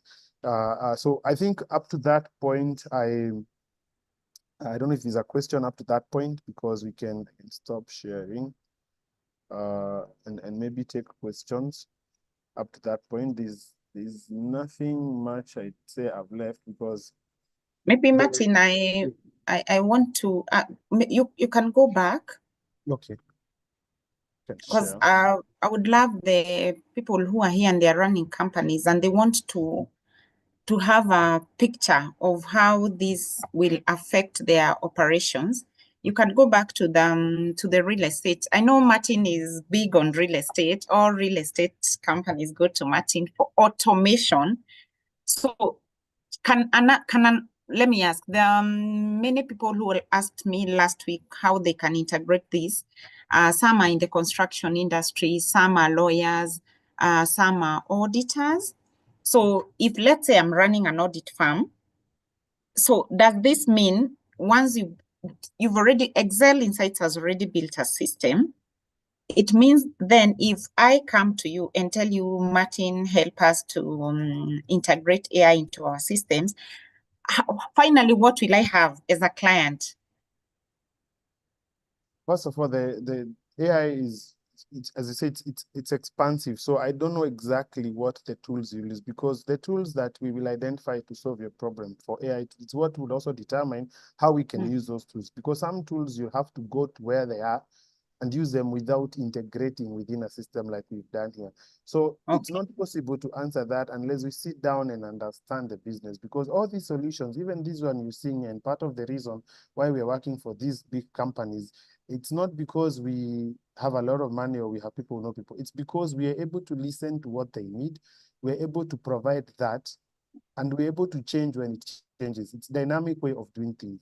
It's not like they bought these systems. We are software developers. We are partners with them. It's like at their IT office, but now not in their office. So in case they need to change the ground floor of this particular mall and they add some more shops, we will come in and assist them do that. It's everything about this system is basically very dynamic and can change very fast. So all we do in our business is software development.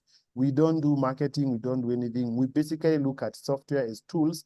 When we sit down with you, we listen to you and we understand your problems, and we prescribe tools the way a doctor would prescribe medication. So I don't want to say that this is what you'll get, because I don't know whether your headache is coming from the stomach or it's coming from your nervous system. So we'll have to do that.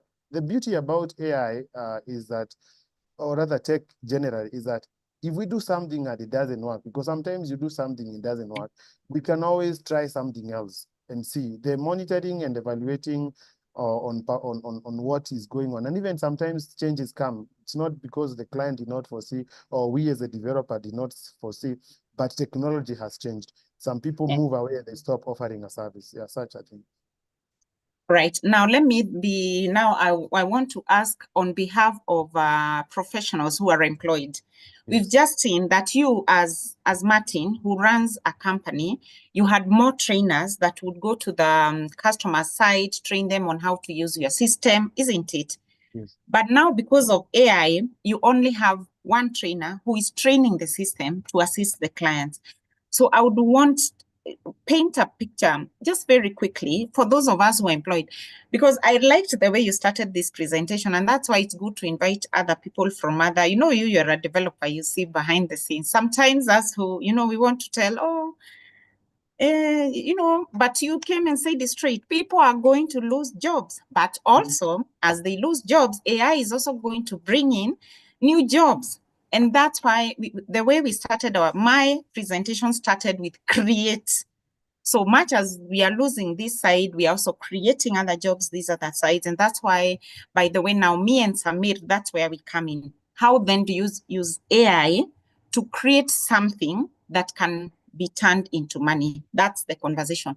So meaning, if my friend who is logged in here right now, and he runs a very big company, has a very big number of staff, but has been asking me how he can integrate AI. If, for example, he gets something like this, and he's able to now automate customer responses, feedback. This is what we want. This is what we want. They can send it to the system and AI can chat with them. Does that then mean that his big number of people is going to reduce by half? Yes, there is a job. I think you're the one who posted the jobs that are going out. Those jobs like teaching, trainers, customer support. The reality is they are going to go. So regardless of the industry you are in, this knowledge of, you have to come to the office or you have to call somebody and then they'll tell you about a product, about a service. This is something AI has already taken, and it's doing it without mood swings. We all know that sometimes you can go to an office and the kind of service that your customers are being provided for is like, so the advent. But what happened to that person with mood swings now who has lost their job because AI has taken it up? First of all, it's sad that this is happening, but from back in the days when we discovered the wheel and the electricity and cars, there was always such thing like, oh, now what about people being knocked down by cars? How can we have some machine just moving around? Will it not kill a lot of people? Well, there have been accidents and people have died, but that has not stopped vehicles from being built. It's the same case with guns. So the reality is, Betty, and I really don't want to sugarcoat it, is that it is going to save, it's going to cut down a lot of cost. In fact, people will become very wealthy because the money that you're paying lawyers to do now, to do documents for you, all these contracts I have with all these companies, I only have my lawyers just to stamp them, but ideally I prepare them myself with AI tools that are in existence, and they check, they advise, they do all that. So you don't, there's no sugarcoating it. There's going to be money saved and people will have more money. So maybe what they'll do is probably they'll create more leisure places. So in those leisure places, you need cleaners. And maybe that's where now the lady with the mood swings now will get a job, because the AI to clean is yet to come. Those robots are still expensive. But anyway, these are just examples of disruptive areas. There are areas like we've seen graphic design now is gone. But what do you do with these graphics once you design them? You don't just post them on social media. You need an expert who now will use still AI tools to ensure that they reach the relevant audience. So you have had very good product designs like the one we saw on that by Stella's presentation. But how do they get to the people? So you need somebody now who has understood that getting to that local person somewhere who needs to see this graphic requires somebody who understands the local. In fact, now business is going local, just like politics. So you need to understand that you can now look at what AI does not know and then become now that end bit of that. Like you're the one who is going to determine these AI tools, I'll use them to build, to transform the entire biology class. The books that are coming out every year is a new book from this education system. So can you digitize that? Such things, like people have to be creative, and AI is going to support your creativity, whatever area you are in. Even in building designs, you realize that just like by that, those hands-on courses is where you need to go. And then now you charge more because now people can't do the AI can't come and make the couch. So you make very good couches that the designs have been provided for by AI. And you will still get a job at the end of the day. There's no day will come and there's nothing for people to do if they are creative. Okay. Wow, that's really nice, Martin. That was an amazing way of wrapping it up. Actually, I'm very helped by you, Martin. that example you've given of a long time ago, there were no vehicles. Then there was a big announcement. We are going to make things that move around. People are very scared. So are we not going to die? We are here now. Vehicles are on the road and things are going on. Guns came. Are we all not going to die? AI is here. Are we all not going to lose our jobs? We are not going to. And if some jobs are going to go away, we create others. Some jobs will become irrelevant, we move into new jobs. So what I've picked from our speakers, a very quick one, is AI cannot be AI on its own. We work together with AI, but also as human beings, we must look for ways of embracing it, working with it. I really, really love how Martin started. Martin said, start imperfect, start without even knowing how, with a bad prompt on ChatGPT and any other GPT that you want to use, just start. Don't, sit behind there and think, this is a fad, it's going to go away. This is Illuminati. There are nothing of those things. This is technology. It's coming. However, the only difference between this technology we are experiencing right now and the other technologies is that this one is so strong. It is so big, so strong, so quick that, it's a little bit unsettling. But no worries, we are all here to learn and to work with each other. And that's why, by the way, you guys, I liked the way Stella put it into perspective. As far as the PR industry is concerned, this is how we are doing things. So now let me bring my bit. As far as the monetization industry is concerned, the creator economy is concerned. The creator economy, I, as Betty, who really, really loves and benefits a lot from the creator economy, I would take this one moment to encourage you that it's even a better time than we ever lived. This is the season you monetize your curiosities. Who does that? Imagine you are curious about something, you are curious about good health, you are curious about biking, you are curious about flying, you are curious about farming. You can monetize your curiosity. You can monetize your interests. Can you imagine? You don't have to go look for a job. You just have to be interested in baking so much, and you monetize that and create a life, and a big one for that matter. So it's a good situation that we have. It's already here. We accept that. So then we want to ask each other, so how do we move forward? What can I create? So Coach Betty, you keep waxing really about creating. What is that we can create? Where do we start? What are those tools that we can use? Martin uses one tool. Stella used another tool. Coach Betty has been using a tool. Esther, all of us have been using tools. Lawyers, they have their own tool they are using. Doctors should have their own tools that they are using.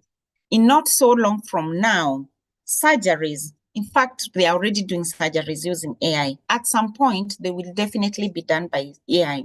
AI has no mutzing. AI will not come to the theater feeling a little bit like this, like that. AI will come theater, do the operation, you're good.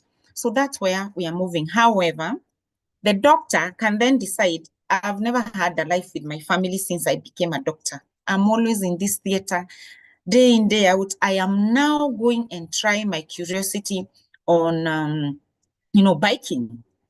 And I know I will make money because the social media space allows me to do that. So that's where we come in and we have a conversation and we meet and ask each other, what do you have on your hands right now? Dennis, Samuel, Stella, Mercy, Charity, Godfrey, Brian, Martin, Felix, Purity. What do you have on your hands that can help you when you use AI, you make something for yourself? What is that? Because you can't come empty. We have already agreed on that. You must come with some expertise, with some knowledge, with some insight, with an interest, with a curiosity.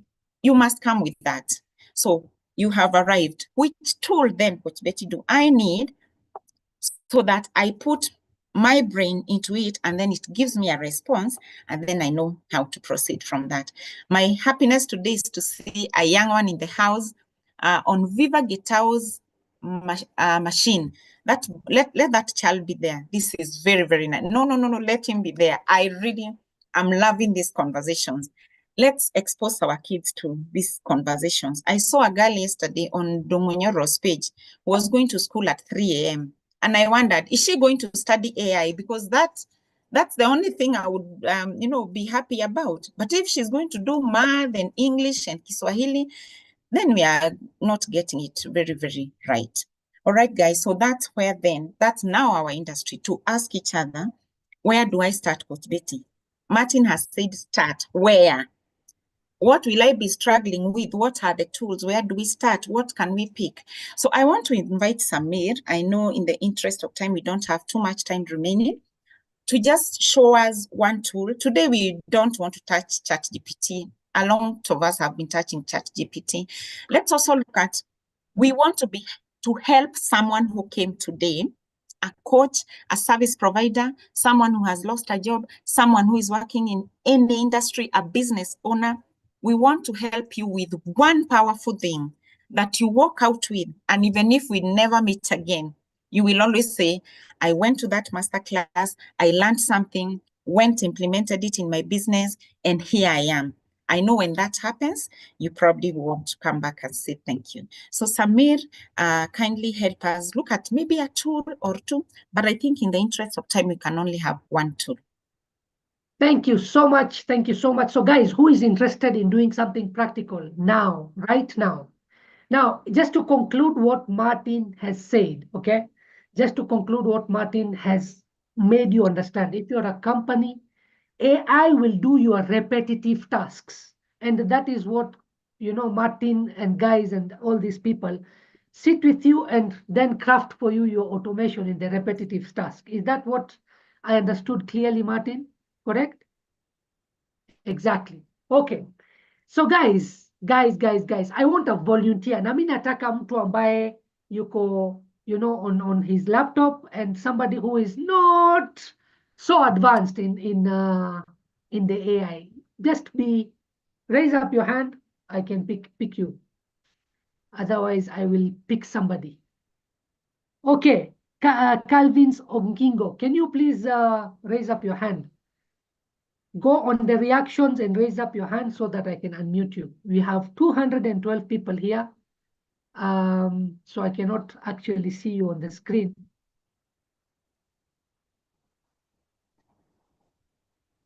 Anybody who can raise up their hand? Come on. Okay, there it is. Calvin, come on screen. I've let you unmute.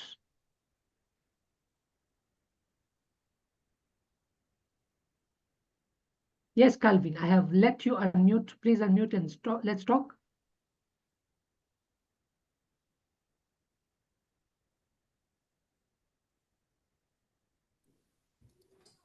Anybody? Okay, Calvin is here. Calvin, yes. I hope I'm mentioning your name properly. Calvin's Ogingo. Cannot hear him. Okay, he says he's in somewhere else. Pick someone else. Okay. Somebody else. Come on, quickly. 212 people, 214. Okay, Esther is there. Yes, Esther.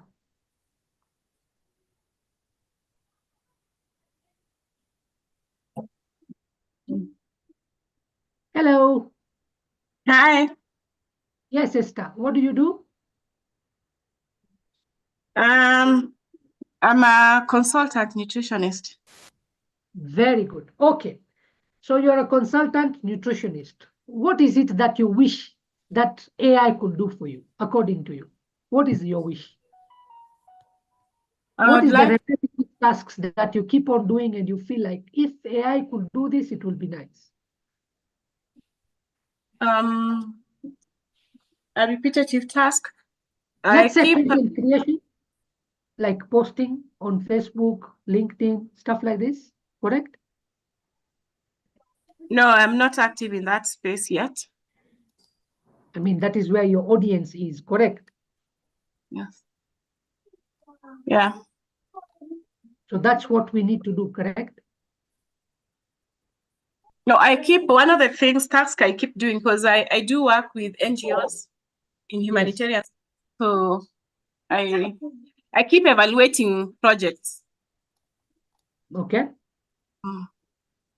For example?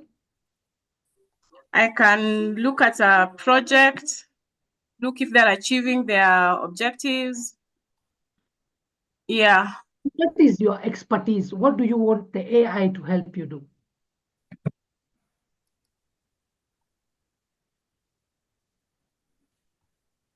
Unless you upload the project for the AI, and that we cannot do right now. And Waweru, you had raised your hand.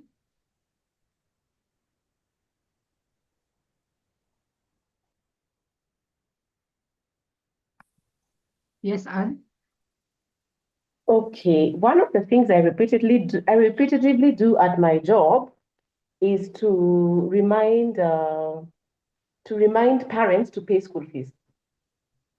Okay. Because I'm a So director of a school. to remind parents to pay school fees, correct? Now that is Yes, I something also have that another business where I yes. have to remind my clients to pay for their insurance covers. Okay. Every So year. basically, what AI can do is actually now send these messages to these people, correct? Yes.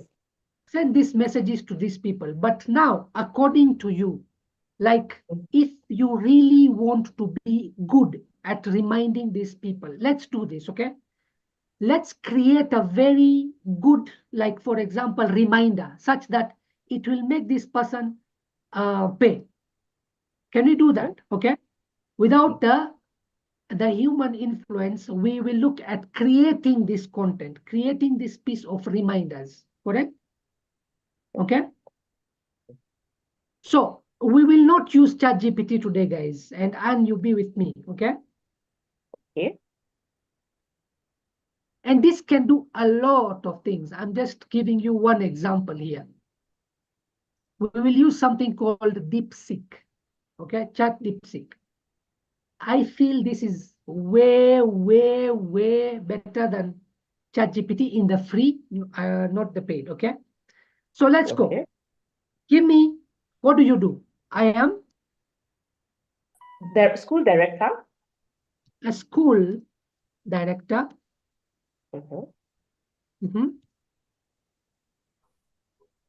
So I manage a school, a kindergarten and primary school. I manage a kindergarten and primary. Don't worry about the spellings. Primary school.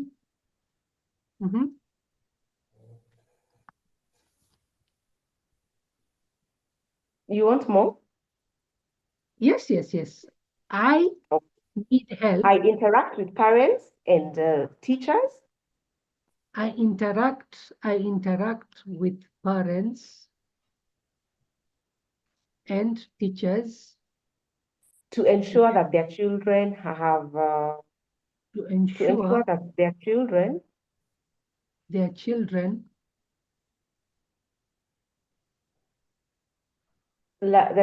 learning is efficient and effective. Is efficient and effective. Yeah. Correct? My headache is to keep reminding parents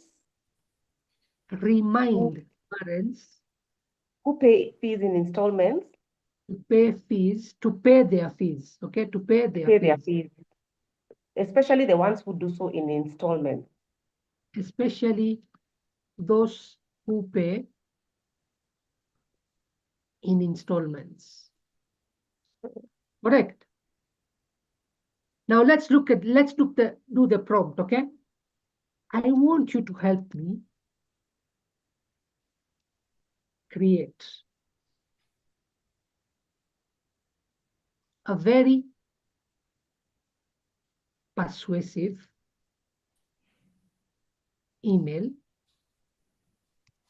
in very simple language that will trigger these parents to pay promptly, correct? Yes, correct. Okay, so we'll do that. And we'll do deep think, okay? So it creates that. Yeah.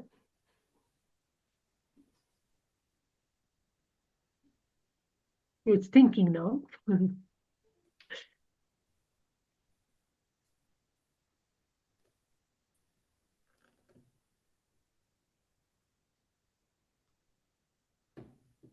So you can see it has created this message now, which you can put it in.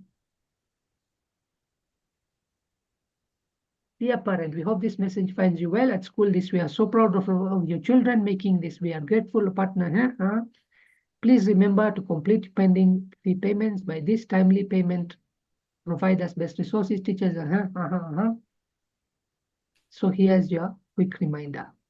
Now, people like Martin will keep this message and put all that platform which you have and send it promptly to them. That's what AI does. So there is the creation, which, the creative mind can do, and then we can do something like that, okay?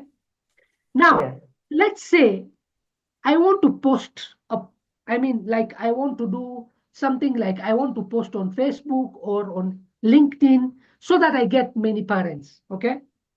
Samir, maybe before you proceed, just a little note to check, just up there kidogo tu.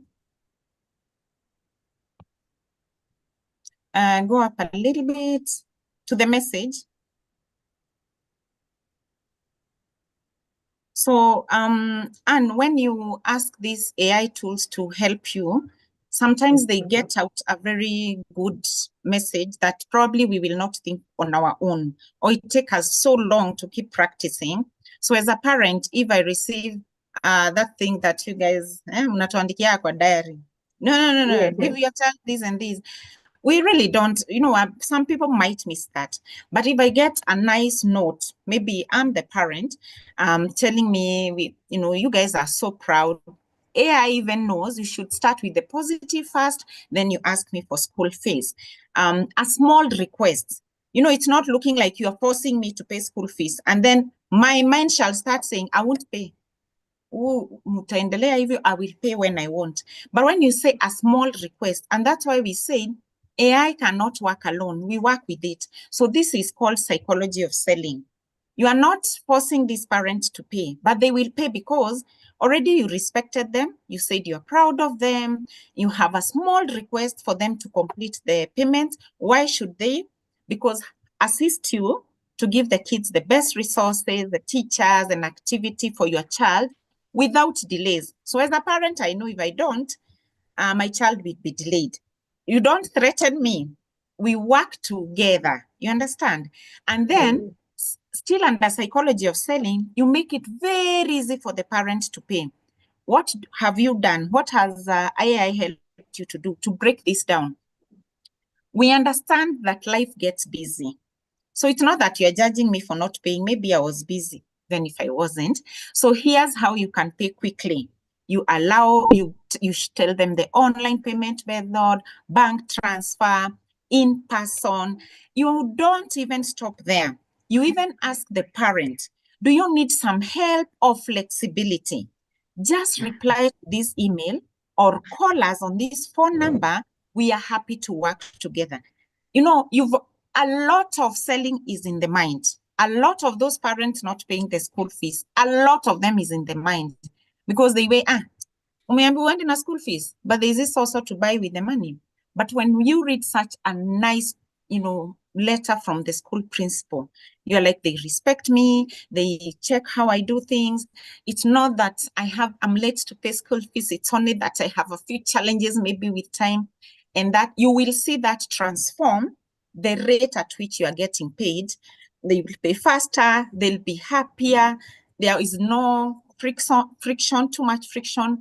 And also as a director, You don't feel the much pressure to keep asking parents, "Nyinyi children school fees. Munafikiri?" We are not in those ages. A lot of things have changed. We have to work with each other. AI to the rescue. Amazing, amazing. Thank you for that. That is a detailed, and this is what it says, you know, positive tone, clear urgency, easy steps, offer support, short and friendly. But now I will show you what we do, Samir and Coach Betty, as experts in monetizing. That is your part, which I have helped you. Now let's see how we can monetize.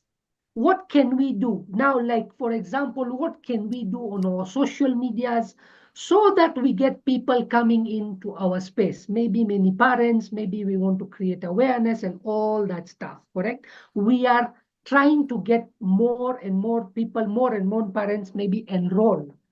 This is what our expertise is, monetization of skills and knowledge, Coach Betty and Samir. Marketing, okay? So what do we do here? Now, I want you, now, come on. Now, I want you to create for me a Facebook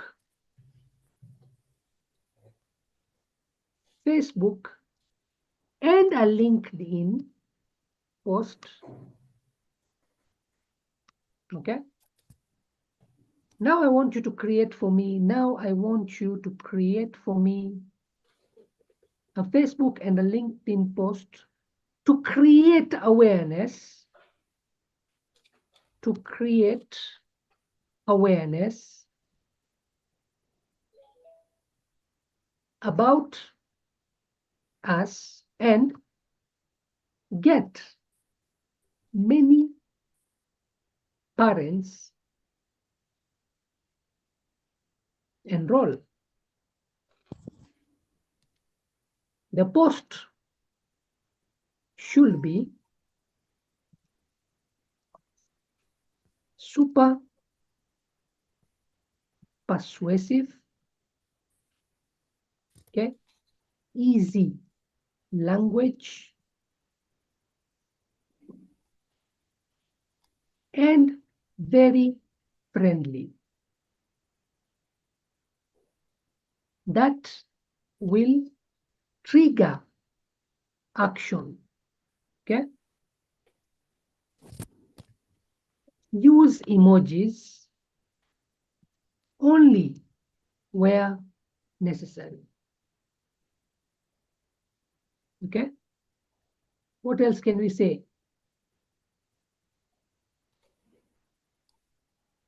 You can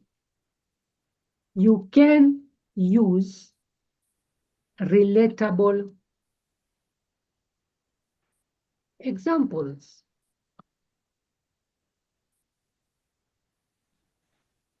Okay, so let's see what it will do.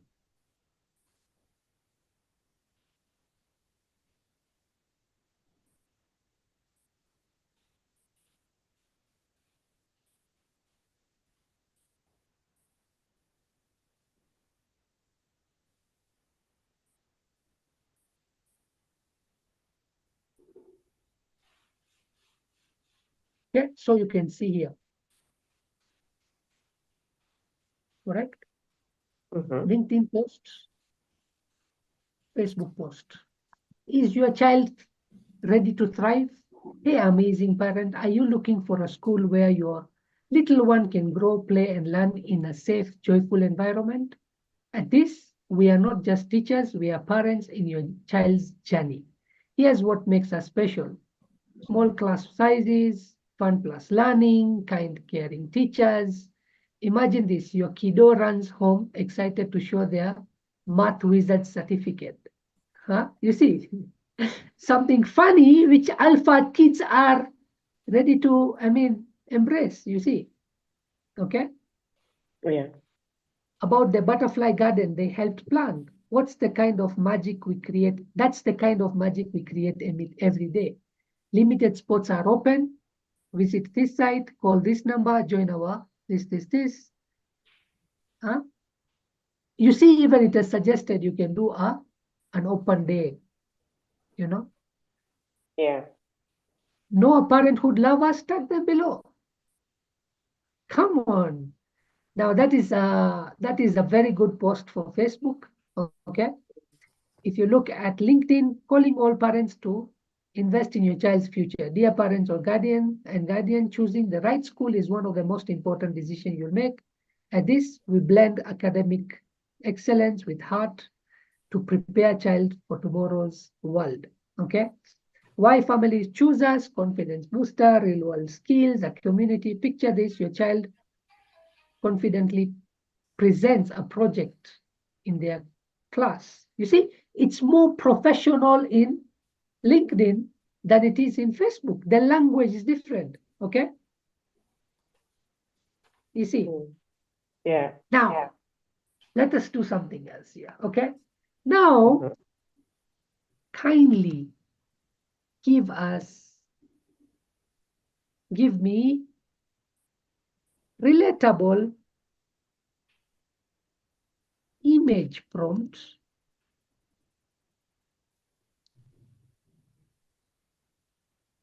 for this to accompany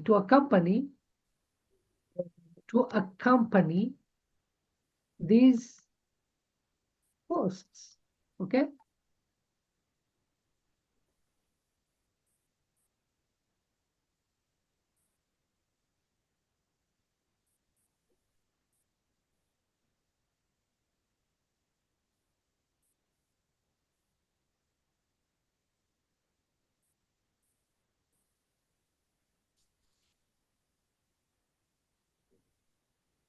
And as it's such as that, I just want to, loop into what Stella was saying. Sometimes you realize that when you ask these tools for like a prompt, there's one we were searching yesterday with Samir, and we said, Africanize this prompt. And you can imagine what they brought us. They brought us an image of children playing in Kibera, Kawangware, I don't know what, besides some chips cooking on the road. It was a very bad description. And that's what Stella is saying. As we do this, also let's keep giving our feedback. These have a place for feedback. Go tell them this is not Africa. That is not what it means for Africa. So we said, no, that's not the picture I wanted. This is what I wanted. So we have a very big role to play, guys, not just get in information and get out a result and go your way. Let's all participate. Okay, so let's look at this, okay? Kids laughing and planting flowers in a school garden with a butterfly hovering nearby, one child pointing excited on the soil. I want to see how this will appear. Let's see, okay? And we use something called Imagine Art, guys. Imagine.art, it's free. It gives you every day 50 images you can create, okay? So we will post this. We'll see what it will bring.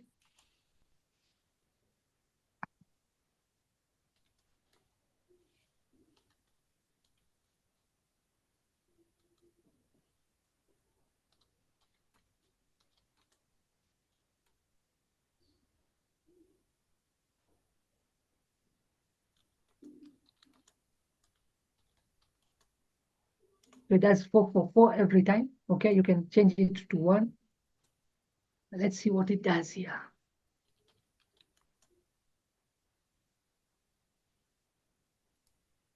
So imagine graphic designer kazi yake kuisha. What is the other person? Social media management kazi yake kuisha. Okay, it's crazy. Anyway, this will take some time to generate.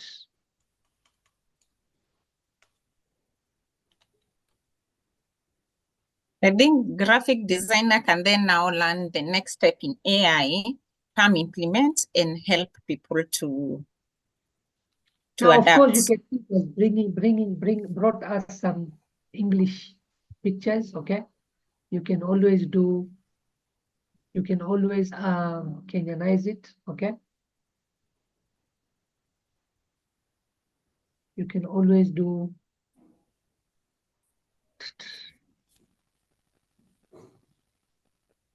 but you get the understanding, correct?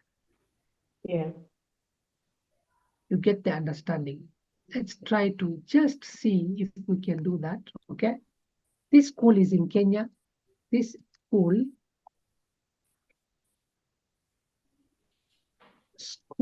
is in Kenya. So let's use Kenyan school image prompts, noting that this is for middle to wealthy class. So you are telling it so that it doesn't bring that Kawangware photos that, you know, children who are not wearing shoes. Okay. So let's use Kenyan school image prompts, noting that this is middle class to wealthy class. Class, okay. Provide image. Okay, let's do that. Let's do that. So we are not just using search, but we're using DeepThink. That's something you need to understand and know. Yeah. Okay.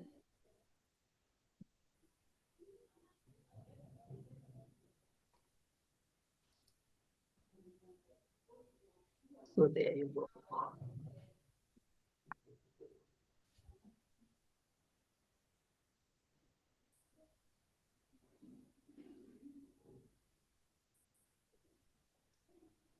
Now, whatever you want to put, okay?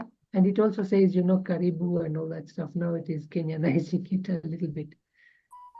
But let's see, image prompt for LinkedIn. Let's see for Facebook here. A bright, airy classroom in Nairobi with kids in crisp branded uniforms. Now you can change according to the uniform, okay? Let's see what it will bring. Let's just, for the sake of testing the image in art, see what it will bring in. As we're waiting, I have a question, Samir. Yes. What can we do to Africanize AI more? Because, you know, should we use it more, or should we what you do, or so that the first picture you get is the one you're looking for? The same way that the first picture you got was that one with white children. What can we do to make it be the African children there? Okay, so what we do is at the beginning, when we are prompting the first time, when we are describing ourselves, we have to tell it that it is a Kenya, you know, I am in Kenyan school, all that stuff, you know, like proper.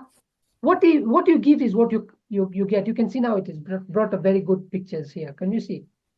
Yeah. Okay, which sounds more like, okay, I want my child to be here in Kenya. See? So it has the pictures. It's all about the prompting. Yes. Okay.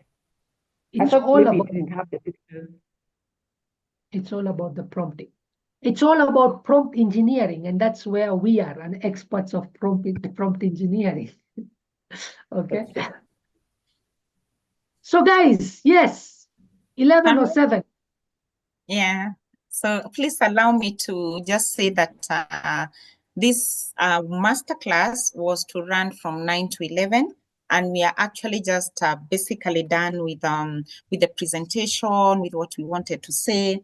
So if for any reason you need to move away, we really appreciate you. Thank you for coming. Totally appreciate you. We will take no offense at all. But if you want to stay, at least officially, we close the class at 11:07. But if you still have questions you want to ask, please stay. If you still have, I want us to try for one more person, prompt for them in another industry, the exact pain you are going through, just like that. And then I also want to say this. If you would like to know how we can work together in the next few days to start somewhere, still stay. We have something we can show you that we can work, we can work towards, so that we if you want to know how else we proceed from here, maybe you are thinking, okay, you've shown us this, then mimi sasa nianze wapi? I still don't know where to start. You can stay, please, so that we show you how we can proceed from there. If you want to know how to do better prompts, you want to know how to use AI to start something, to struggle, to stay, get stability, succeed, and later steer. If you need to talk to Martin, you let me know, just inbox me. If you need to talk to Madam Stella, I think Stella had already given her contacts or something. But there's a question Stella had wanted to answer before Samir proceeds. So I was just doing that disclaimer so that we don't go past the official time that we had announced. But this is the creator economy. Why I love the creator economy is because us guys don't work within a box. So done with the official part, but please asking you to stay so that you can see what else we will be able to cover past the hours that we had agreed. So Stella had seen a question from someone and she had wanted to answer it. Madam Stella, are you still here?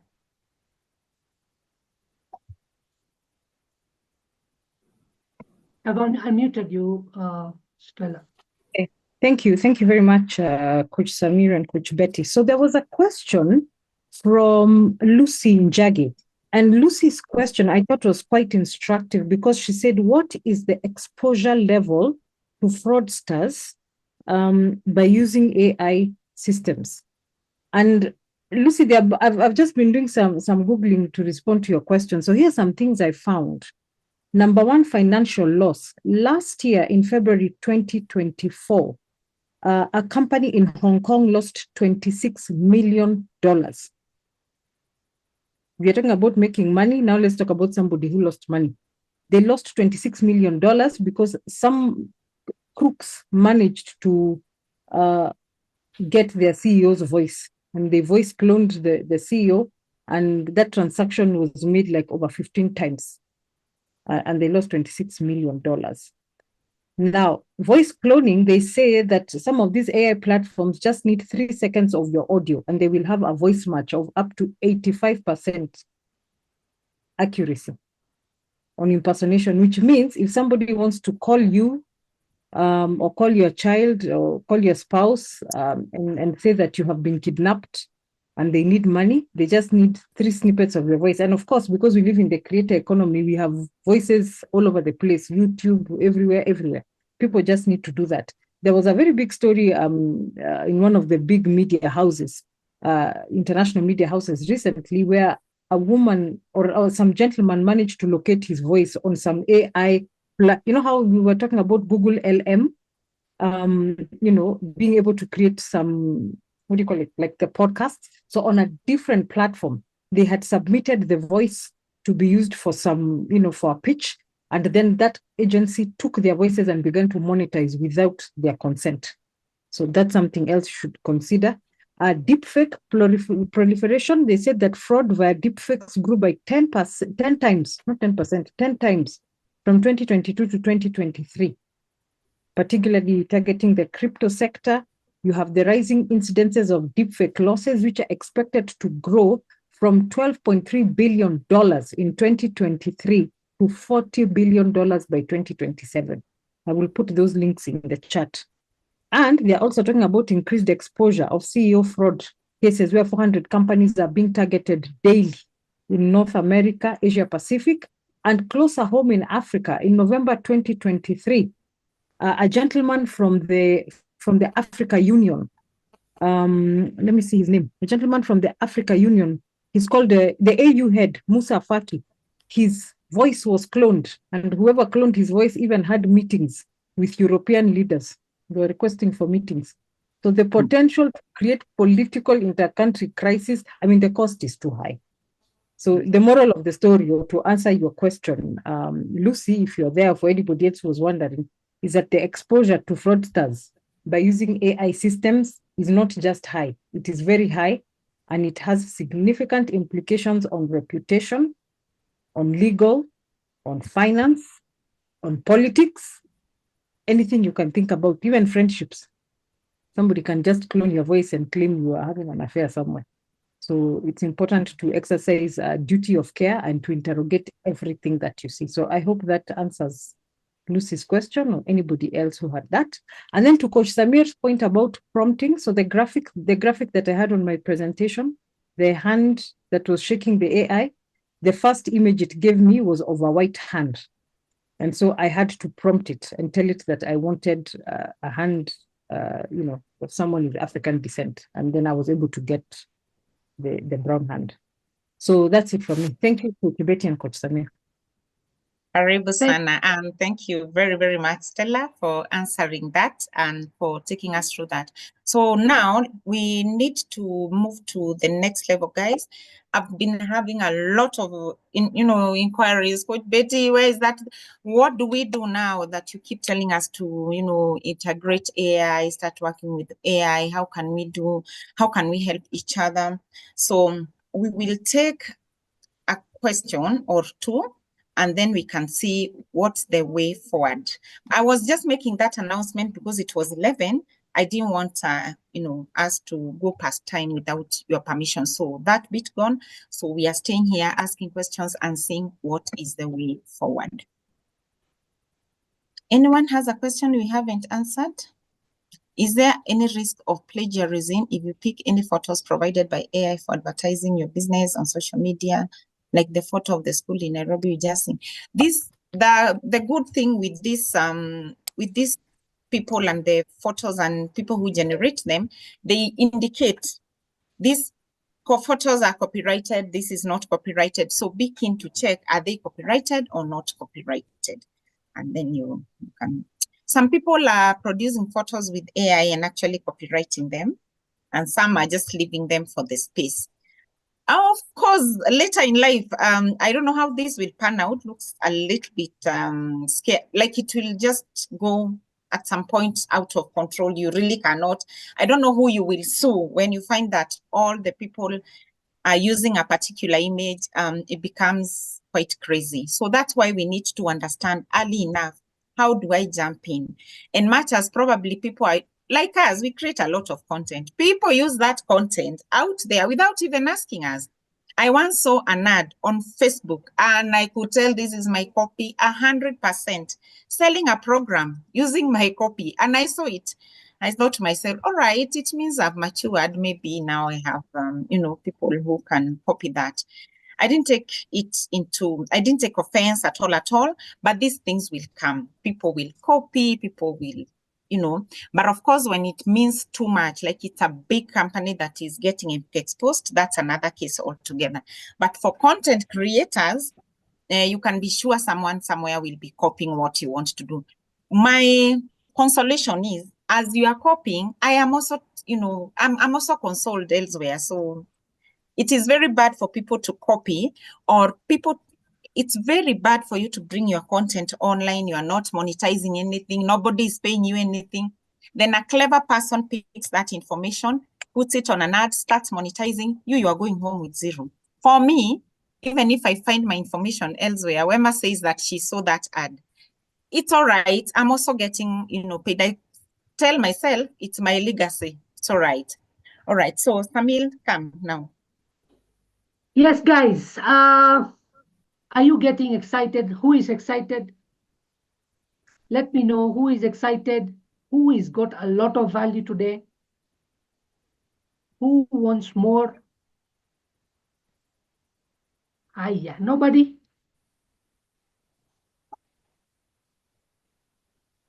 Peter, okay. Okay, a lot of, now who wants more? Who wants more? Just say me, I want more, okay? We want something, we are doing something special for you guys, something really special. We will keep on answering questions afterwards, so don't worry.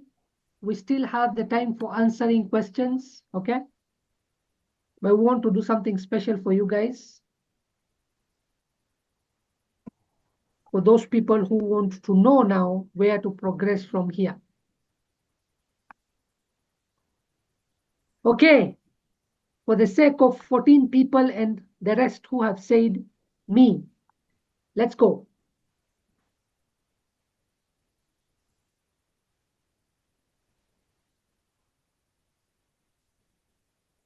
So guys, bringing to you today is a 3 days challenge. We call it the AI Advantage Challenge. Step into the future of work and business. Step into the future of work and business. And it will be on Wednesday, next week, not this week, not the coming Wednesday, but the other Wednesday, 5th February to Friday, 7th February. That means those people who want to create things for Valentine, you can do that. And we are giving this time. We have got a lot of complaints. Sometimes people inboxing us, you're giving very short notices. We are not able to arrange. We are not able to make arrangements. So now we have heard you. We are giving you 1 week, okay? So that you can arrange to attend 7:30 p.m. to 9 p.m. 9:30 p.m., 2 hours, let's say, okay? Every day from Wednesday to Friday. These are 3 days. We will sit together. We will work together and we will achieve a lot of things. Who is excited for this, guys?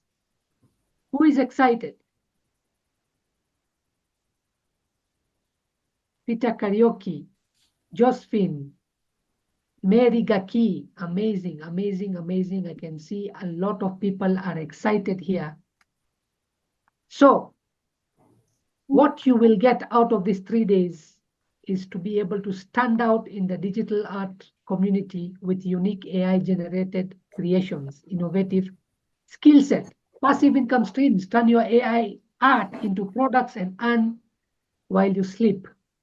Now, I don't mean you don't have to work. When you say, sometimes when you say while you sleep, people think, no, while you sleep means when you are sleeping, you can still be generating because you have created your artwork and it is there on the platform and you're making money from that, okay? Sometimes it is misunderstood this while you sleep. No design skill needed because AI does the heavy lifting, making it accessible for everyone. Like that person who said about, the sofa example, that AI image created the pattern of the sofa and the guy had to just go and put it, but the sofa the design was created by AI. Okay. Now stay ahead of the curve, be part of the early adopters in the AI art movement. Limitless creativity, the possibility with AI art are endless. You can think about it, guys. Cost effective, reduce the need for expensive design tools and resources, things like Photoshop, Corel Draw, and all that, stuff, Time savings, AI can generate art in a fraction of the time. Customization, tailor AI outputs to fit specific themes or styles. Scalability, because you are able to easily produce multiple variations. You can see we were creating like 4 variations every time, and that is one tool, okay? We will cover great deal of tools, guys, okay? For single piece and future proofing, as AI continues to evolve, so will the opportunities in AI art. Now, during this live training, you will watch us demonstrate the step-by-step process of creating an image, turning that image into products, and then selling those items. Okay, now here are just an example of what, this kind of 25 products that can be generated by AI. That means like posters, costs $10 to $50. T-shirts, $20 to $40. Mugs, $10 to $25. Phone cases, $15 to $35. Stickers, $2 to $10. Canvas prints, $40 to $200. Greeting cards, $3 to $10. Notebooks, $10 to $20. So guys, Valentine is coming. Make use of this challenge, and then Valentine, you are good to go. Tote bags, pillows, calendars, digital art prints, jigsaw puzzles, mouse, as I said, it is endless. You can do a lot of things with the creative mind, and then if you put it into use, then we also get to make good money. Now, furthermore, we will introduce to you 5 incredible platforms where you can sell these products and maximize your reach and profit. Guys, does that sound exciting? Sounds exciting, guys?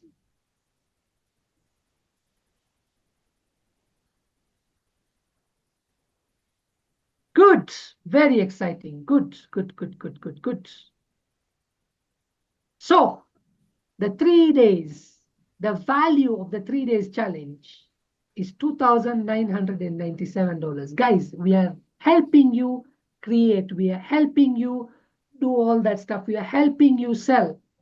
$2,997 is a steal. Plus, you get prizes to be won. At the end of the challenge, we'll have prizes that will be won by those people who will win the first prize, the second prize, and the third prize. Plus bonuses. You get our other challenge called the Digital Product Cash Out Challenge, which we are selling it at $300 at the moment. Activate and monetize your potential challenge, which is going for $200. You get it for free. And every other challenge, if you have been in any of our challenge previously, then you get 25% off on all future challenges. Okay. Total $3,997, guys. $3,997, but you will not pay even $1,000 today, guys. You will not pay even $1,000. Any guesses? Any guesses what the price should be? What are you ready to pay? Let me see.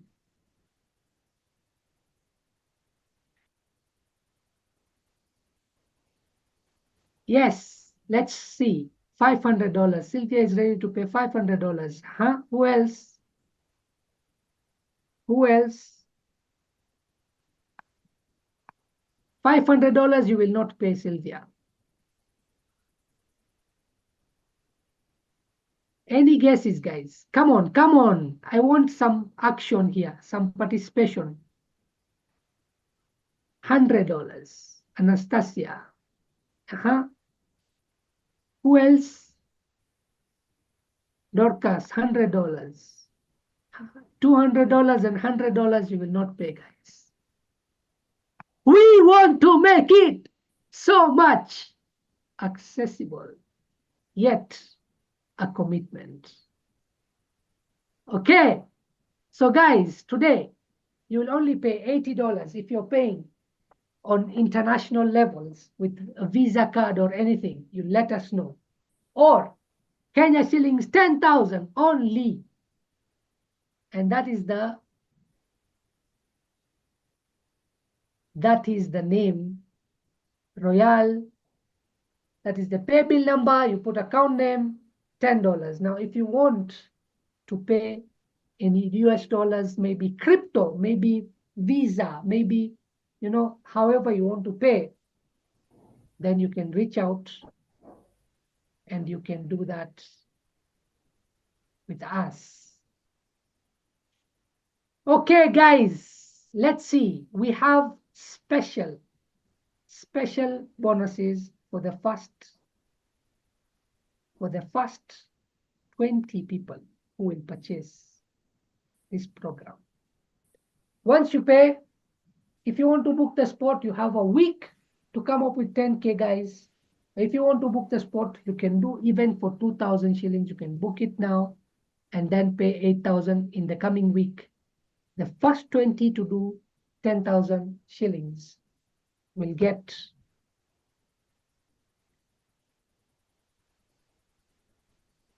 something special, which we are just going to tell you now.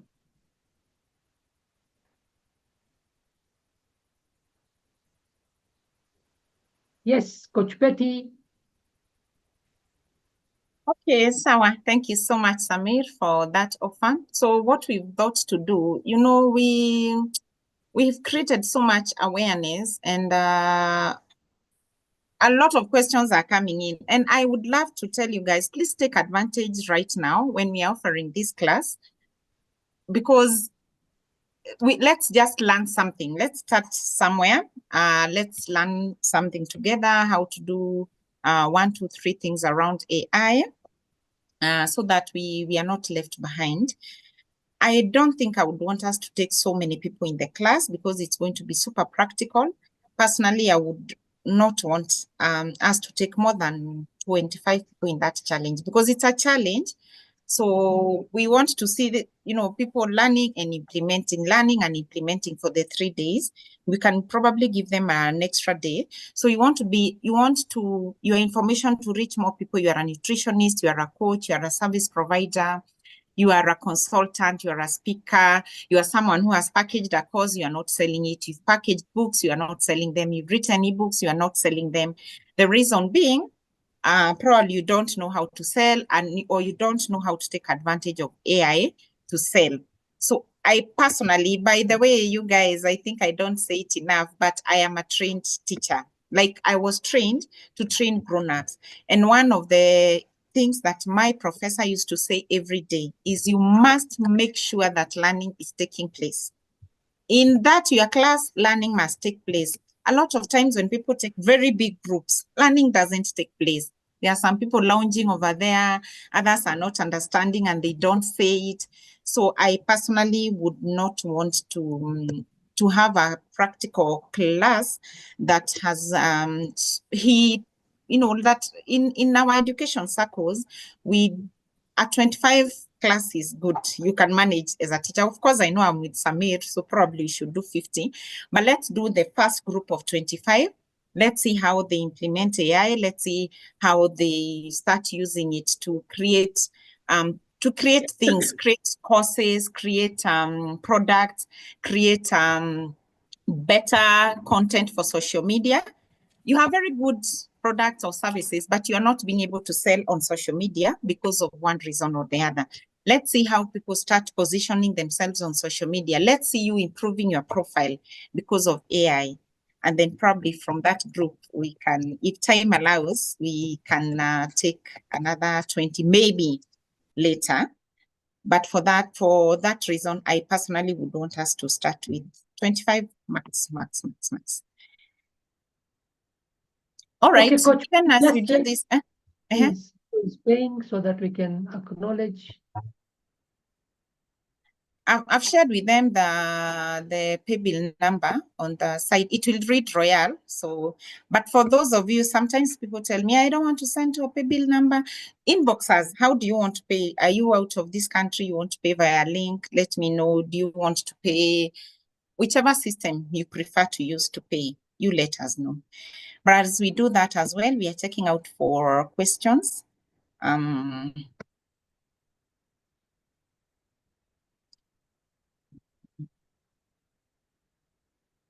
Francis said we should do this more often. I really, really hope time allows for us to do this often, but we plan to.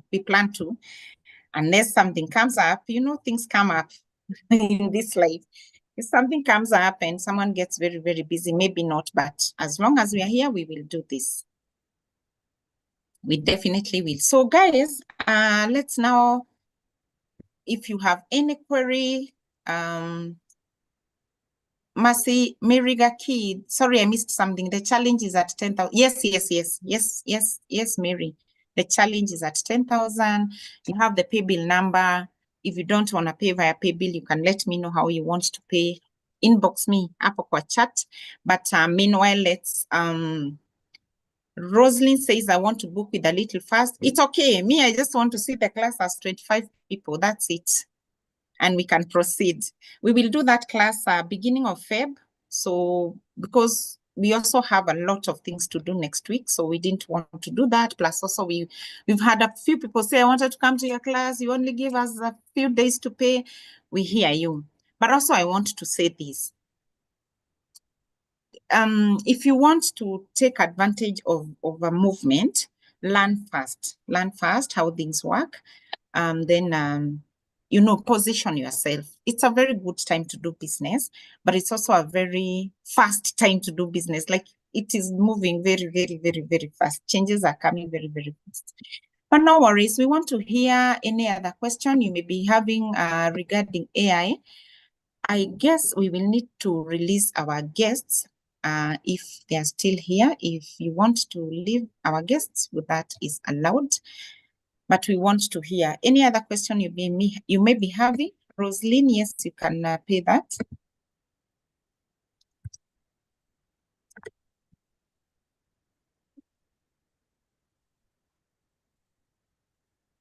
And also, guys, let's participate in these AI conversations that are going on. Tusifinyiliwe sana as we sit here and get afraid. If there's a feedback you can give to government, let's give them. Yesterday, I was having a conversation with a tax consultant, and they were telling me the situation right now, you have to keep checking because it keeps changing. We want to tax these people this much, you want to tax them this much, so you have to keep checking. I'm a dairy, goat, and kienyeji vegetables farmer. I want to create content on the same on social media platform. Which AI tools? We have just shown you a very nice AI tool, Terry Moiga, that you can use. Even ChatGPT is amazing, by the way. Just learn how to do good prompts. We will be teaching prompts in that class, and we have a store of, I personally have a store of 1,000 prompts. I think more than 1,000 prompts, but it's very bad to give your class 1,000 prompts. It confuses people, they don't utilize. So what we usually do, we just get what is important. If they are gonna be 50 is good, 50 or 100 prompts that you can keep tweaking. Nice prompts, you don't have to think anything, you just have to pick those prompts, you tweak them with your environment. So what we will be doing in those 3 days is also showing you how to do proper prompting. That's what we call prompt engineering. Samir is very, very, very good with that. So there are a lot of people asking, when is this starting? Pay now, okay? The first 20 people, we said we are giving them something special, and we will give them access to our challenge called the first $1,000 or next $1,000 in 30 days or less, okay? It's a challenge we did. It's a 10,000 shillings. It is selling for 10,000 shillings. Even today, if you want to buy it, you, the 20 first people, will get it for free. Those people who book in their spot, the first 20 people will get access to that for free, guys, okay? And it starts now. So just put done there. If you're paid, just say done and forward the message to Coach Betty. If you don't have a number, Coach Betty, please put a number, my number. You can also forward it to me. That's my WhatsApp. And let's do this, guys. Okay. The account is your name. Rosaline is asking, what's the account number after entering pay bill? Your name. Just your name. One of the things we cover can't a lot do. of AI tools in that. We will cover a lot of AI tools, guys. Okay. Not only one. We want to really make it like a powerful AI tool showcase, kind of. Okay. So we have 3 days, nothing, no theory. It will just be practically doing AI stuff. Prompt engineering, producing, creativity, all that stuff. Video, image, and so much more.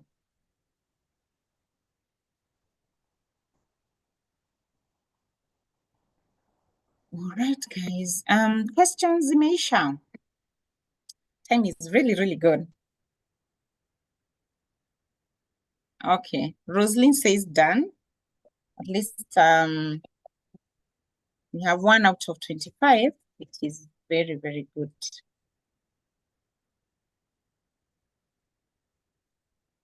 Guys, oh, even Wairimu is done. Okay. Done. Okay.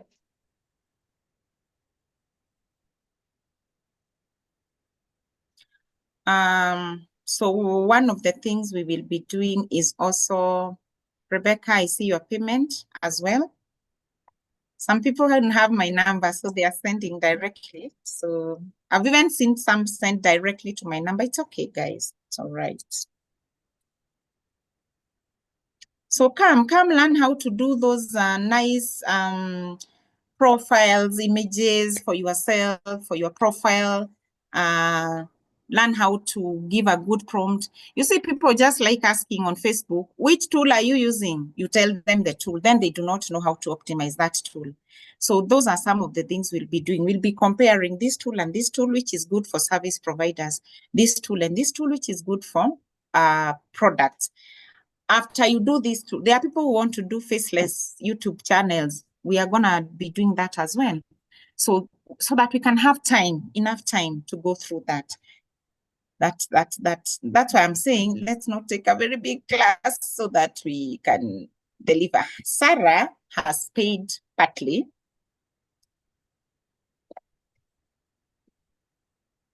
Okay, guys, if you have any questions, raise up your hand. You will come on screen, we'll speak. We are here for some time still, maybe till 12 we can be.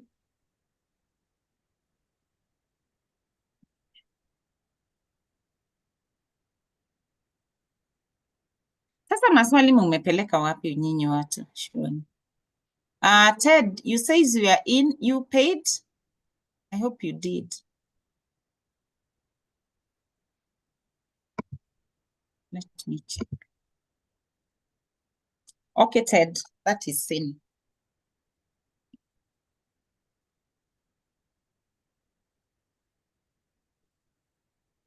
Mary Gaki is in. Oh, Mary is in. I think we are. Congratulations. Guys, come, I will show you. And by the way, I forgot, we'll also have Stella come and also give us more perspective. We don't want just to create things, create. We also want to be guided. We want to be accountable. We want to be professional people who do things in a way that is admirable. Then next one, we can have later in life. But for my clients who are running companies, we have Martin, we have other AI, experts that I know about, and we keep growing. Irimo is saying kindly, I'm sure I'm top 20, so I'm also looking forward to the prize. You work for the prize. We are waiting for the class, Hassan. Can AI help in creating e-commerce websites? Of course, that is what is creating e-commerce websites. So yesterday I was being told if you are doing e-commerce, they are trying to increase the taxes, but no worries. You're making money, you pay taxes. So that's a yes.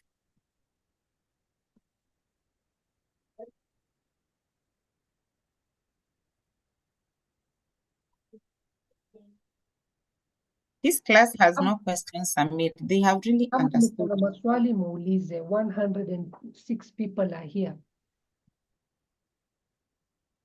Okay, for those of you who already are making a lot of sales, I mean, AI is not something that you really are, looking at and all that stuff, then you can directly reach us and we can see how we can help you scale your businesses, okay? That is something that we do. We help people.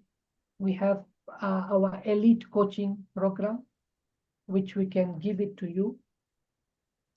If you're looking at really like working with us, making good progress, you can always reach out and we'll book a call with you. Or Coach Betty, can we give the link to the booking call here? To the booking call, Willie Ndongo has paid. Hey guys, please fanyani bidii. I hadn't looked at my phone. There are so many messages from our inner clients. They have already paid. Let me count. Please check for me, Samir, so that I don't miss anyone paying in the class. Willie Ndongo has paid. Guys, come, we learn how to do AI. As we've charged a ridiculous price. In fact, if my coach ever sees this, I'll be in so much trouble. But this is a new thing. Let's all learn together. It's just 3 days. But whatever we will give you will help you so much. It will save you a lot of trouble. It will save you a lot of time, and it will save you a lot of pain. This year, I'm not going to the studio at all to take a photo shoot and have nice photo shoots. And I also learned that class. I actually paid for a class beginning of this year to come and learn. How much is it? It is 10,000, Elizabeth. I think you came in a little bit late. Elizabeth 10. The class is going to be 10,000. We are starting the first week of February. It's going to be 3 days. We will do We are focusing on AI. This time we are not doing mindset, we are not doing online business, we are just doing AI only. Prompt engineering, we'll give you all those prompts, you can go have them. And we will also do design those things, for the people who are interested in doing podcasts, we are going to be designing our studios together. We'll get you new studios, don't worry. We do top range equipment. It's AI, what to do. That it's here with us. Yeah. Sasa tutasema tumepewa studio, we make for a very small price, we cannot refuse that. So Elizabeth, it is 10,000. You pay to that pay bill number. I've typed it there. It will read Royal and account is your name. Mary, thank you so very much to all our coaches. Mary was in our last class, a coaching class. I have learned a lot, feel appreciated. Absolutely, her phone is going off. Karibu sana Mary. Mary has been with us. Basi, ask your question. What's this? Sylvia, where do I start in AI as an employee person? I am in accounting field. You can start doing, creating your images. You can start offering freelance services, okay, for your accountancy or consultation. There is a lot you can do. You can start training those people who are not accountants to get them to become good accountants. I mean, opportunities are endless. Make sense, Sylvia?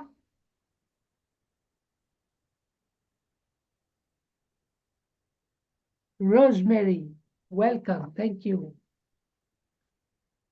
I will unmute you guys so that you can speak, whoever wants to speak here. Yeah.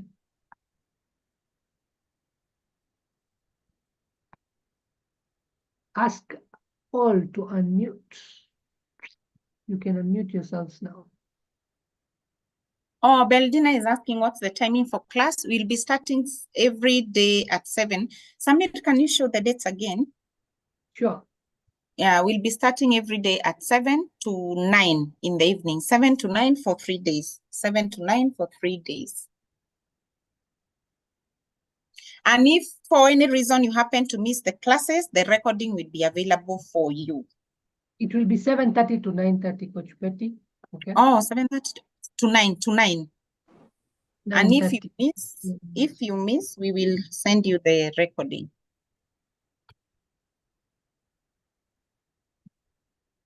Thank you for asking, by the way, Beldin. Guys, please come. Come to class. Some of us might not be available very soon to do this. And we want to do this for our community. I'm in a noisy place. I wanted to ask, my son who finished Form 4 wants to do architecture, engineering. What is the effect of AI for this in future?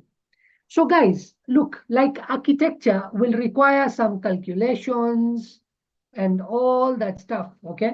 Like dimensions and all that stuff. Now, on the outside, you have to like calculate and do this. But with AI, what you can do is you can give it a prompt like that. You can ask, like, and then maybe put it in an AI tool that creates a 3D image that can show you. Come on, who is that? Huh? Hey, people are making too much noise. Okay, Emma. So you can actually go on, there is an AI tool whereby first you put this prompt, it creates for you a prompt. This is a different design. Now you put it in a 3D image. The 3D image is created, okay? And then you can go and present, oh, these are my designs. What kind of thing do you want to do, okay? So engineering of those prompts and then presenting them to the client using images. That's how AI will be used in there. One example. There is a lot that AI can do. Actually, all of us can find space. Wherever you're working in, it makes your work easier. You're doing your reports, makes your work easier. You're doing research, makes that work very easy. let's not run away from it. It is here to stay, and it's here to help us, actually. It is here to help us. So let's feel we are together, we are learning, all of us, right?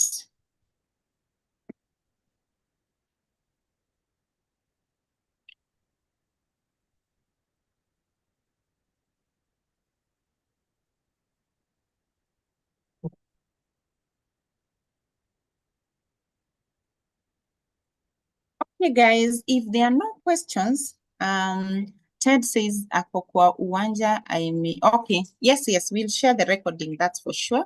Guys, if there are no more questions, and I had a call at the beginning of this presentation, please, if you're working in the AI space, like AI, and you think there's something you need to let us know, sometimes I'm getting a lot of inquiries I don't know what to do about because they are not in my space.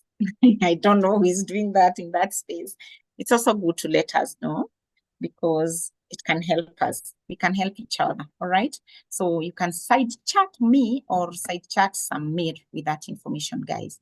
So I think so far, this is 16, so I just need a few other people to join. We'll be talking about it throughout the week. Once we are done, we can run that class. So are we closing in anyone on a question? Take one. Are we closing in anyone? I think you guys have asked all the questions because you are not talking. Coach Betty, how many people are we now? Just 15. Okay, so 5 more for the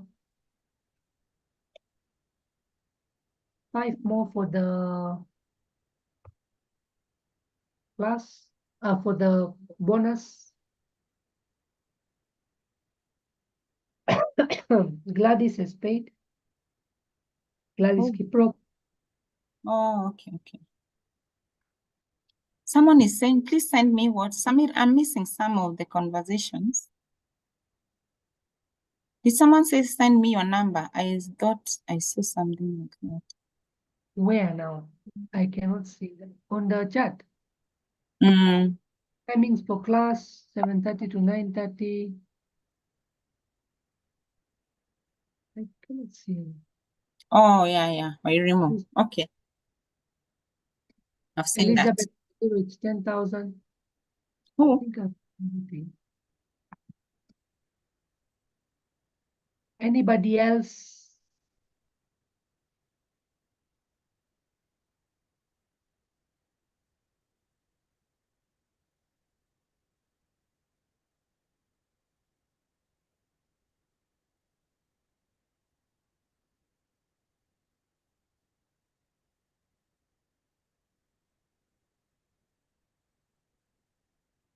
All right, guys. You mean you have no single question? You have taught that well. Newell, what's your other name? I think I saw some name.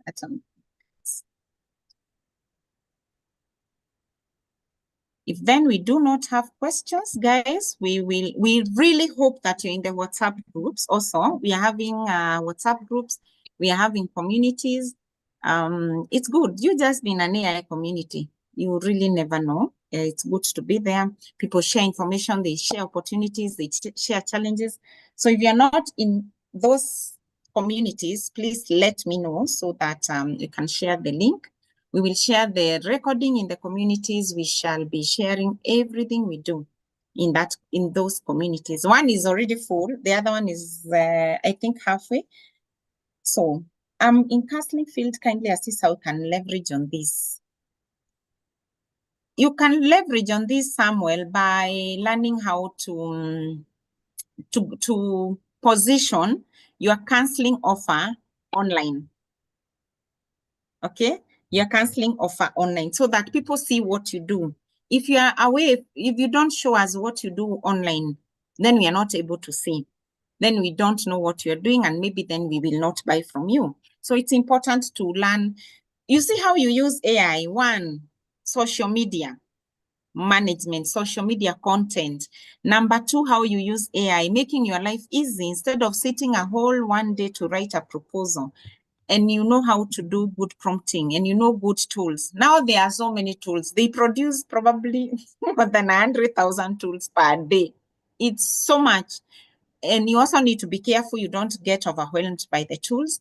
In fact, yesterday I got a tool that helped me to, I had done a video, but I looked sideways so much, I didn't like it. So I got a tool to help me look in front, even as I was looking on the side. So these things are they are too wide. Just come, we discover together. Come, we discover together what to do. But everyone can use AI, everyone in whatever field, teachers, lecturers, counselors, speakers, which other accountants, engineers, everybody is using AI.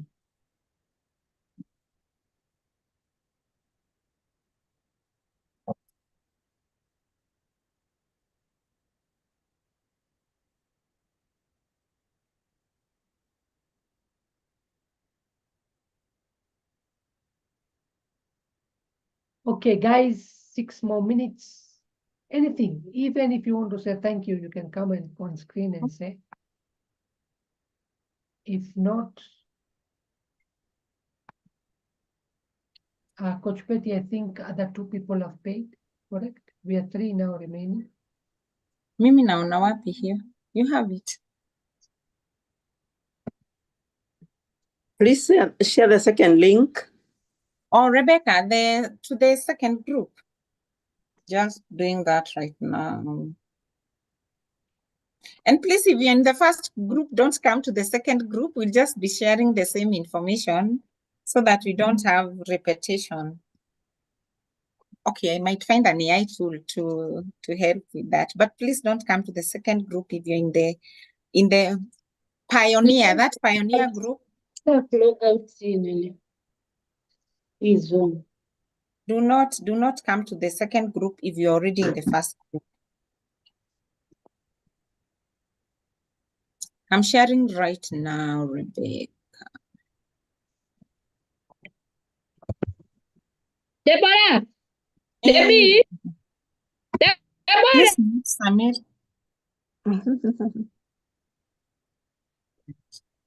Okay, guys, if you want to ask a last one as we close, please do so that we close this session.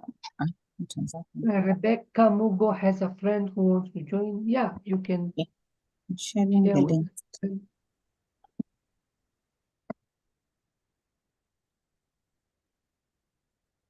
If they want AI. This will be AI only, nothing to do with.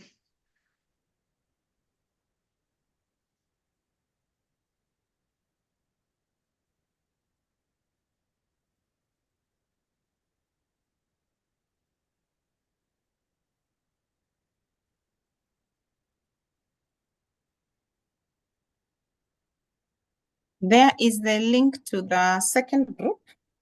You guys can join. And please help us to filter. People who must join the groups, they must want to learn AI and they must appreciate it. We don't want, we had one person who brought in a lot of issues and we don't want that. Let's embrace it. It's not the devil, it's not Illuminati, it's not coming to kill us. Let's remain objective with this AI thingy.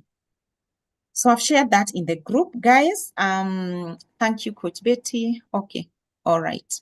Have a lovely weekend. All right, so one of our guests would also want to drop you guys. Thank you so much, Martin. Thank you so much, Stella.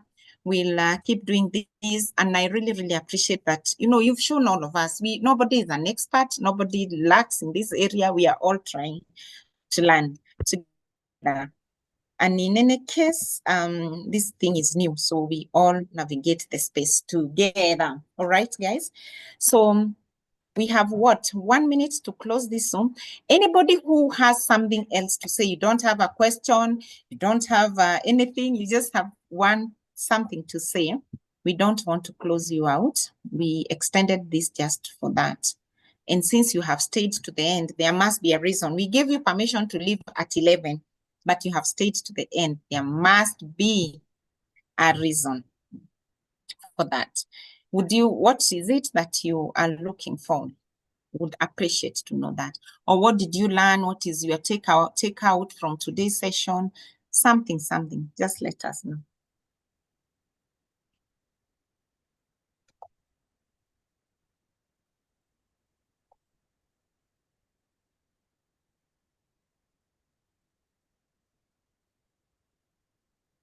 This second group is filling up very fast. I don't know where it has been shared. Someone must have shared it somewhere else.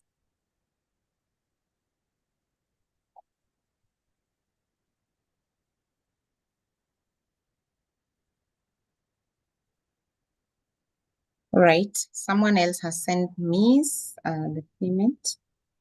All right, Samir, do you want to tell our friends good borrowing? Bye-bye, guys. Take care. See you in the class. Those people who want more, like they want to scale their businesses and all that stuff, they can always reach out to us. We have different solutions for different people.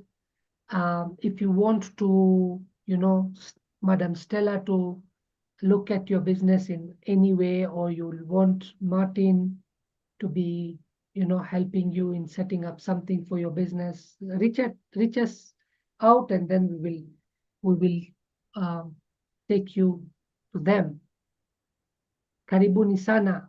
Thank you, guys. And of course, you'll have special discounts and special offers if you come through us. So, okay, guys, take care. All Bye-bye. right, all right. Please let me read the response from someone. It would feel nice for me to read it for them. Sylvia says that her take home is that AI is the way to go. And also Olive says take home is that I must be resilient and keep learning about AI. Another is that I can use AI to design but execute homes. I don't understand that second one, but at least I understand the first one. Yeah, so at least there is some take home. So guys, I hope you learned a thing or two. Go practice, go. Execution is my stay, absolutely.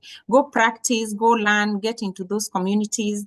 Don't waste a lot of time, because this is a new movement and it's a nice movement, right? Comps can't take over my work, absolutely, that is true.